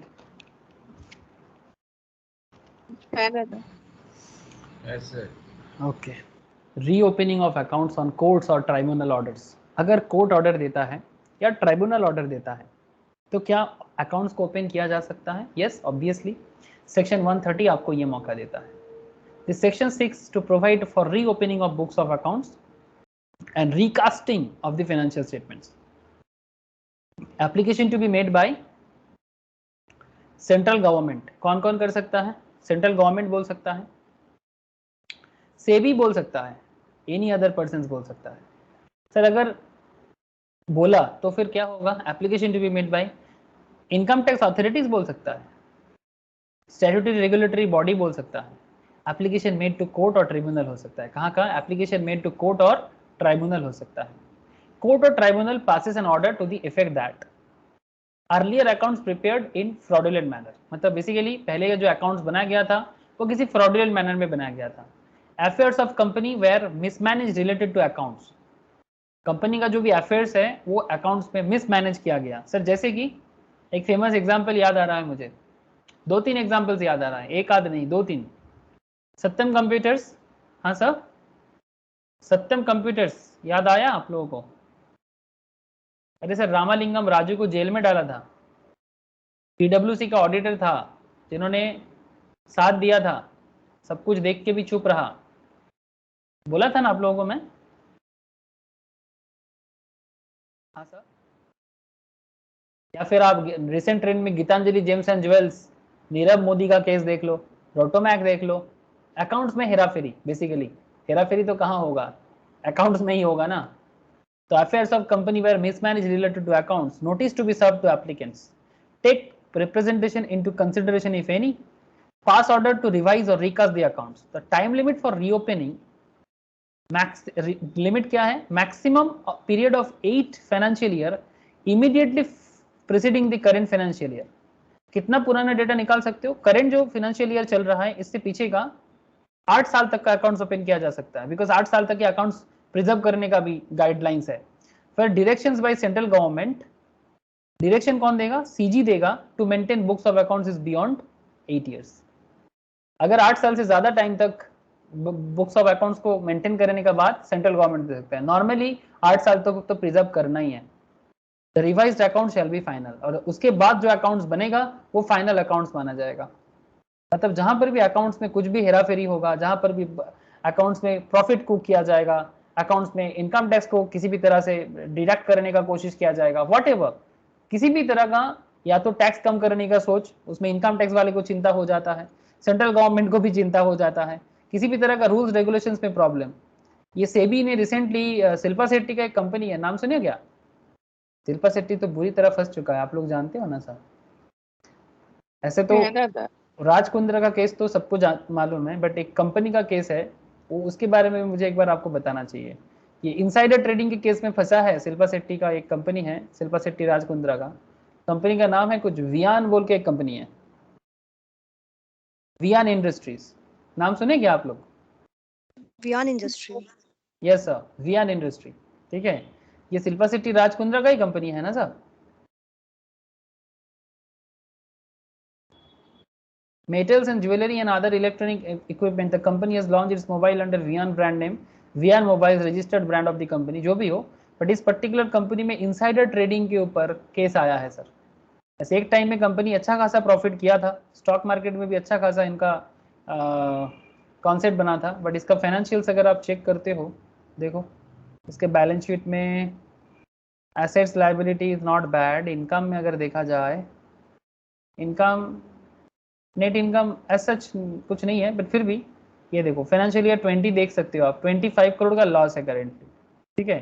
तो बिजनेस में वो बात भी नहीं है अभी करेंटली, बट यहाँ इस पर्टिकुलर बिजनेस में इनसाइडर ट्रेडिंग के ऊपर प्रॉब्लम क्रिएट हुआ है। तो सेबी ने इस पर्टिकुलर कंपनी के जो भी डायरेक्टर्स या जो भी थे उनको 3 लाख का फाइन लगाया है रिसेंटली, ठीक है। मतलब जो भी एज पर रूल हुआ है। मिला है आप लोगों को ये खबर? नहीं मिला है तो थोड़ा सर्वे कर सकते हो। मिला है ना? तो सेबी भी इस तरह से चेक कर सकता है, ठीक है। आप समझ रहे हो ना कि कब कब अकाउंट्स मतलब ऑर्डर रीओपन के लिए ऑर्डर दिया जा सकता है, जब भी किसी भी तरह का प्रॉब्लम या किसी भी तरह का मतलब मैल फंक्शन, जो भी अकाउंट्स के अंदर किसी भी तरह का मैल प्रैक्टिसेस जो भी दिखने को लगेगा। ओके, कोड में अप्लाई करना। आई होप यू अब समझ चुके हो। अब एक बार गो थ्रू कीजिएगा प्लीज। मैं सारा का सारा पॉइंट बता दिया, एक बार गो थ्रू बनता है सर। ओके सर, वॉलंटरीली भी हो सकता है। Voluntary revision of financial statement और बोर्ड्स रिपोर्ट, सेक्शन 131 आपको ये पावर देता है। Voluntary revision of financial statement और बोर्ड रिपोर्ट, सेक्शन 131 आपको ये पावर देता है। If it appears to be the directors that the company, अगर डायरेक्टर को लगता है financial statements and board report not in compliance, section 129 या सेक्शन 134 के हिसाब से, तो in that case on approval of the order of the tribunal, अगर ट्राइब्यूनल के ऑर्डर का अप्रूवल मिलने के बाद revised financial statements and revised report any 3 previous financial year का, एनी 3 प्रीवियस फाइनेंशियल ईयर का मौका मिलेगा। And copy of order of revised financial statement and report, मतलब जो भी रिपोर्ट बनेगा वो रजिस्टर के पास जमा करना होगा। Financial statement as well as board report, directors report जो भी रहेगा वो जमा करना पड़ेगा, ठीक है। ये सिंपल बात याद रखिएगा सर। ये क्या हो गया? As per section 131 voluntary revision of financial statement. तो यही थोड़ा सा स्टोरी करके बोला हुआ है, प्लीज एक बार देख लीजिएगा, ठीक है सर।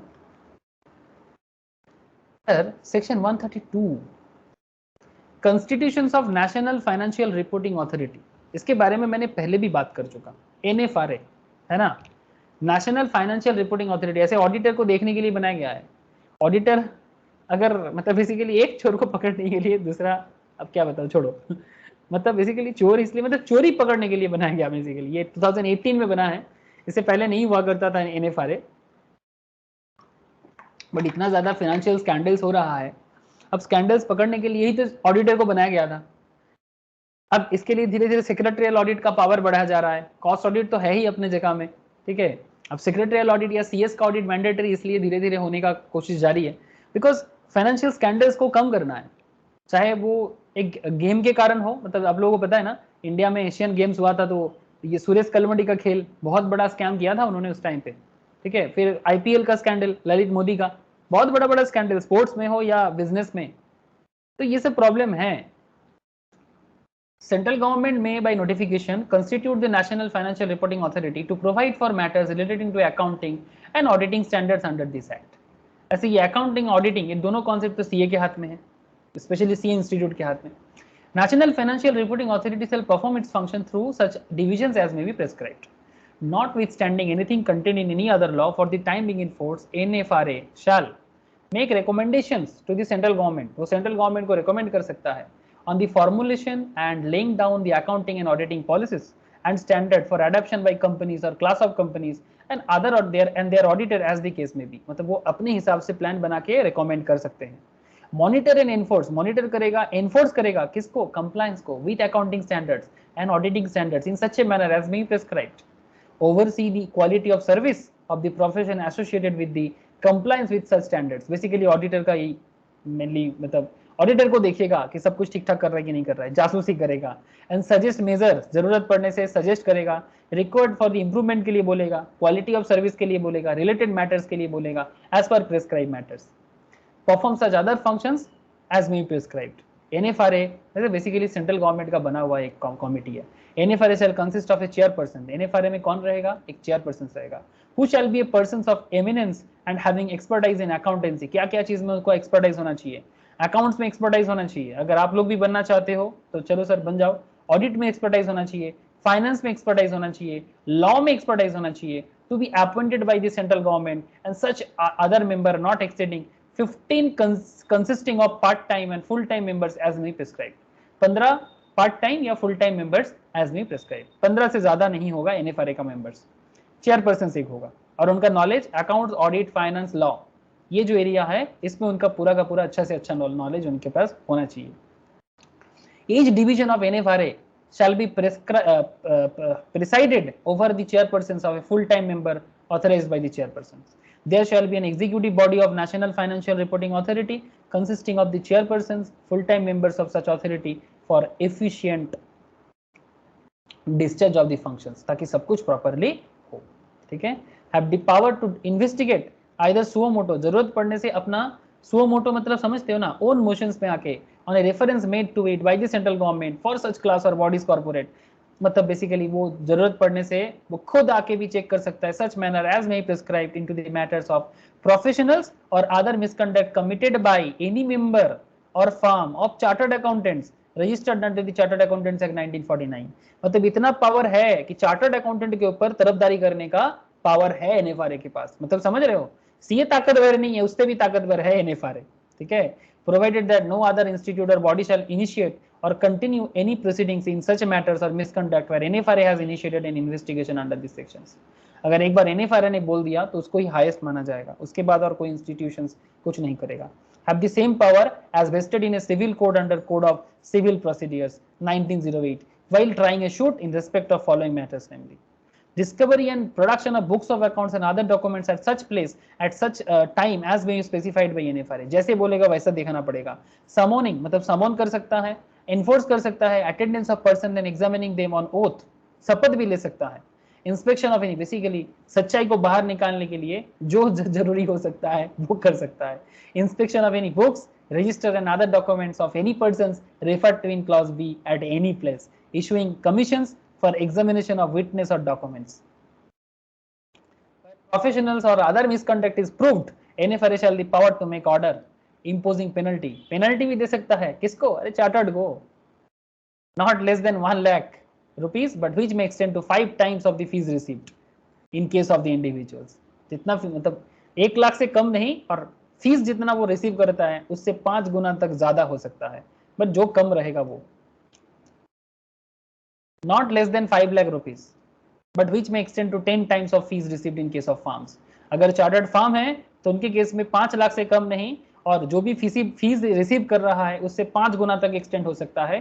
और अगर इंडिविजुअल है तो 1 लाख से कम नहीं और जो फीस ले रहा है उससे 5 गुना तक एक्सटेंड हो सकता है। आई होप यू समझ रहे हो सर आप लोग। Debarring the member of the form कुछ करने से मना कर देगा। Being appointed as an auditor or internal auditor, ना तो नॉर्मल एक्सटर्नल ऑडिट तो कर ही नहीं सकते, इवन इंटरनल ऑडिट का ताकत भी छीन लिया जाएगा। Under any audit in respect of financial statements or internal audit of the functions of activities of any company or body corporate or performing any valuations as provided under section 247।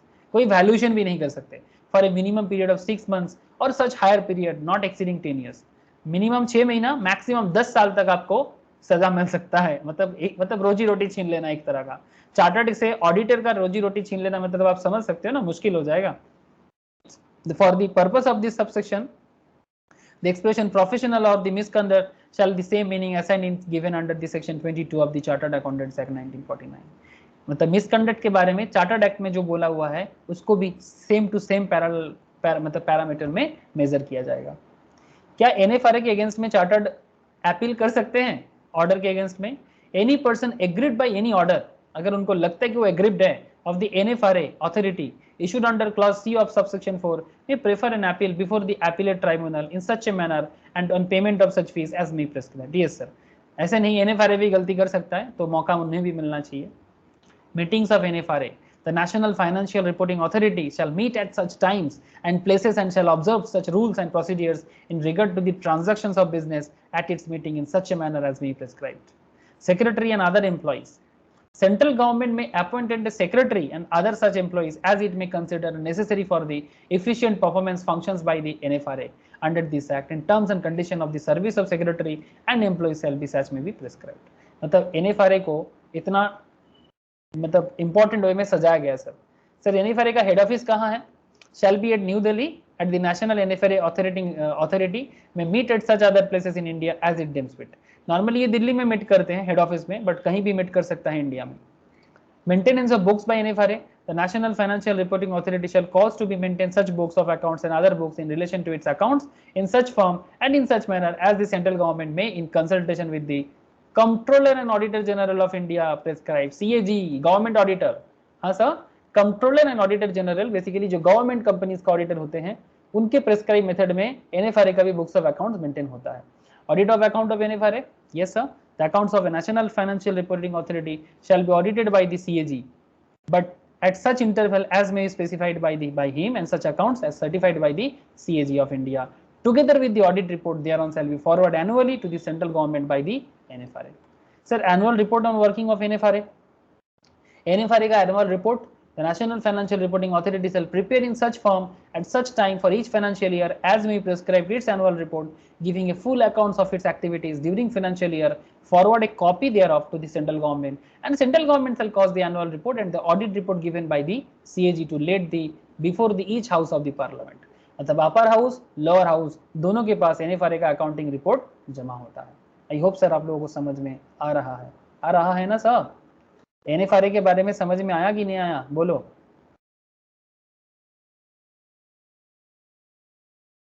Hello. Yes, sir. Punishment in case of a non-compliance. If a company or any officer of a company or an auditor or any other person contravenes any provisions of NFRA rules, the company and every officer of the company who is in default or the auditor of such other persons shall, as per the provision section 450 of the Act. Okay. Sir central government to prescribe accounting standards 133 में बोला गया है. Section 133 of the companies act 2013 deals with the power of central government to prescribe the accounting standards.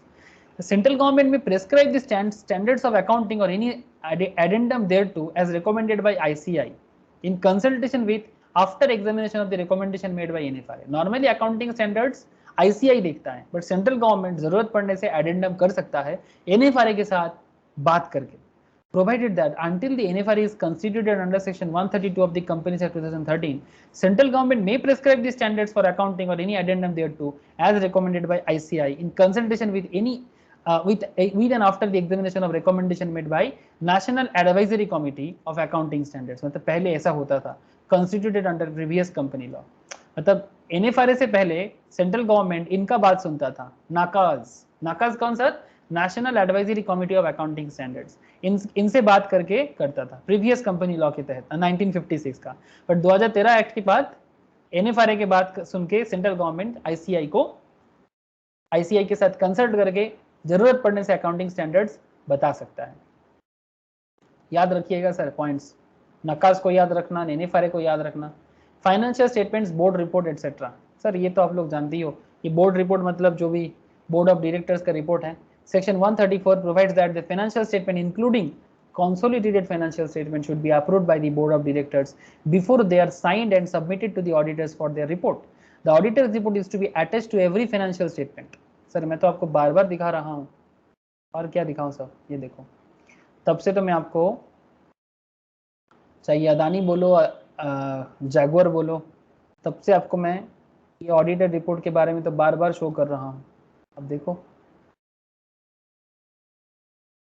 ये देखो auditors report दिखाई दे रहा है आप लोगों को फाइनेंशियल स्टेटमेंट के साथ. इससे ऊपर अगर आप देखना चाहते हो, ये देखो क्या लिखा है, स्टैंड अलोन, मतलब ये कंसोलिडेटेड नहीं है. इससे ऊपर आपको बोर्ड रिपोर्ट देखने को मिलेगा, डायरेक्टर रिपोर्ट, बोर्ड रिपोर्ट, आपको सब तरह का रिपोर्ट देखने को मिलेगा.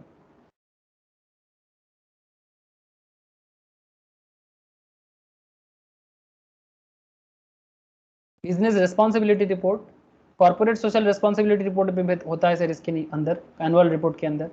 साथ में कंपनी का बोर्ड रिपोर्ट, डायरेक्टर्स रिपोर्ट दिखाई दे रहा है सर? हाँ सर, ठीक है. इस तरह से कंपनी का सारा रिपोर्ट सबमिट करने के बारे में यहाँ पर कहा गया है. ये देखो ठीक है, तो वही पॉइंट यहाँ पर बोला गया है sir, as per section 134 board of directors before they are signed and submitted to auditors of their report, the auditor report is to be attached every financial statement. A report by the board of directors containing details on the matter specified including director responsibility statement shall be attached to every financial statement led by before the company. The board report and every annexure has to be duly signed.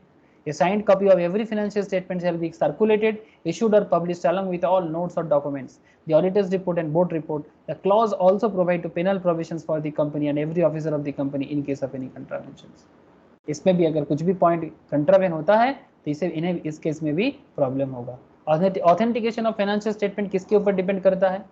Financial statement का authentication depend करता है sir, very very important point, 134 subsection 1, subsection 2 and subsection 7 में बोला हुआ है.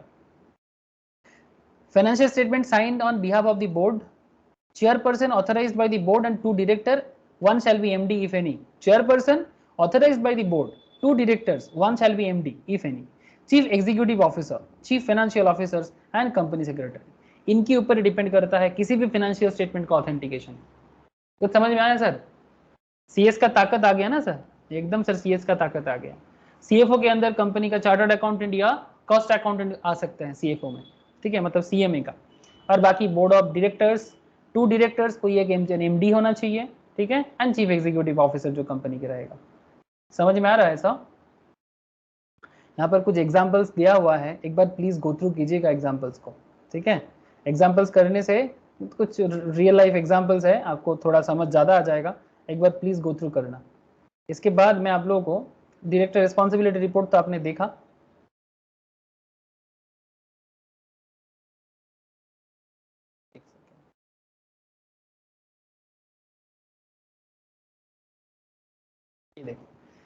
Directors responsibility statement, ये आप Adani report में जाके भी डायरेक्टर रिस्पॉन्सिबिलिटी स्टेटमेंट चेक कर सकते हो, है ना. डायरेक्टर्स रिपोर्ट इसके नीचे ही आपको मिल जाएगा, डायरेक्टर्स रिस्पॉन्सिबिलिटी रिपोर्ट. अभी मैंने आपको शो कर रहा था ना, यहीं पर था. बिजनेस रिस्पॉन्सिबिलिटी रिपोर्ट, उससे ऊपर होगा आपका डायरेक्टर रिस्पॉन्सिबिलिटी रिपोर्ट. तो ये एनुअल रिपोर्ट के अंदर जैसे मैं आपको शो कर रहा हूं, ऐसी सिमिलरली यहाँ पर बोला हुआ है, directors responsibility statement 134 subsection 3 clause C.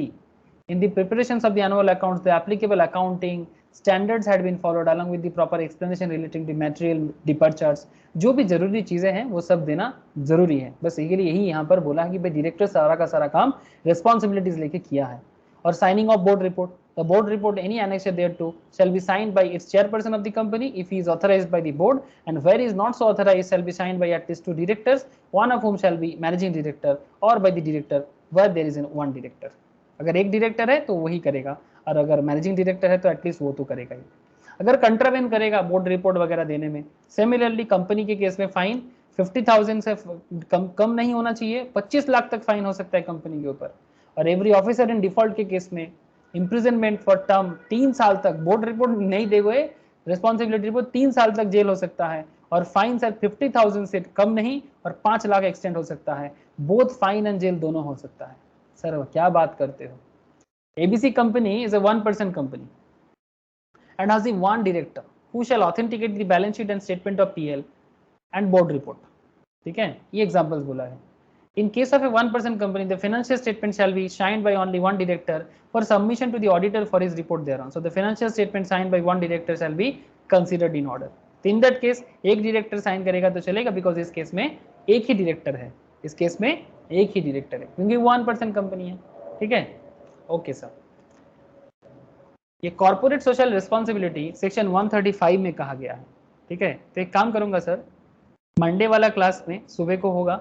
ठीक है, मंडे सुबह को मैं आप लोगों को मंडे मॉर्निंग में जो ऑडिट का क्लास एक्चुअली है वहाँ पर मैंने इंटरनल ऑडिट के बारे में बताऊंगा और साथ में ये CSR के बारे में भी डिस्कस करूंगा, कॉर्पोरेट सोशल रिस्पॉन्सिबिलिटी एंड उसके साथ साथ मैं आप लोग को इंटरनल ऑडिट. तो मंडे मॉर्निंग को मैंने आपको ये एक्स्ट्रा क्लास मान सकते हो कंपनी लॉ का. ठीक है, जहाँ पर मैं इंटरनल ऑडिट एंड CSR के बारे में चर्चा करूंगा. ठीक है सर.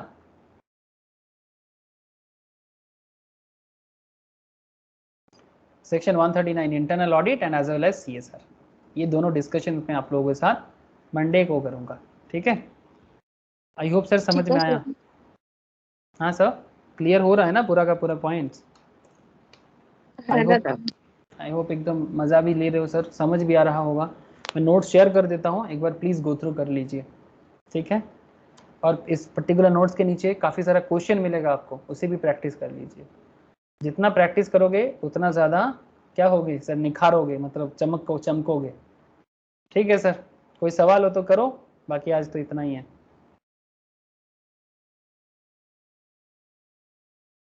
Any question? तथा रोशनी, ज्योति, बोलो, नंदिनी, इंकी। ओके सर, ठीक है फिर, टाटा फिर सबको। हाँ सर।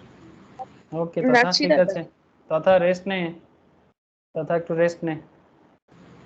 না স্যার, মানে বাড়িতে ঘরেই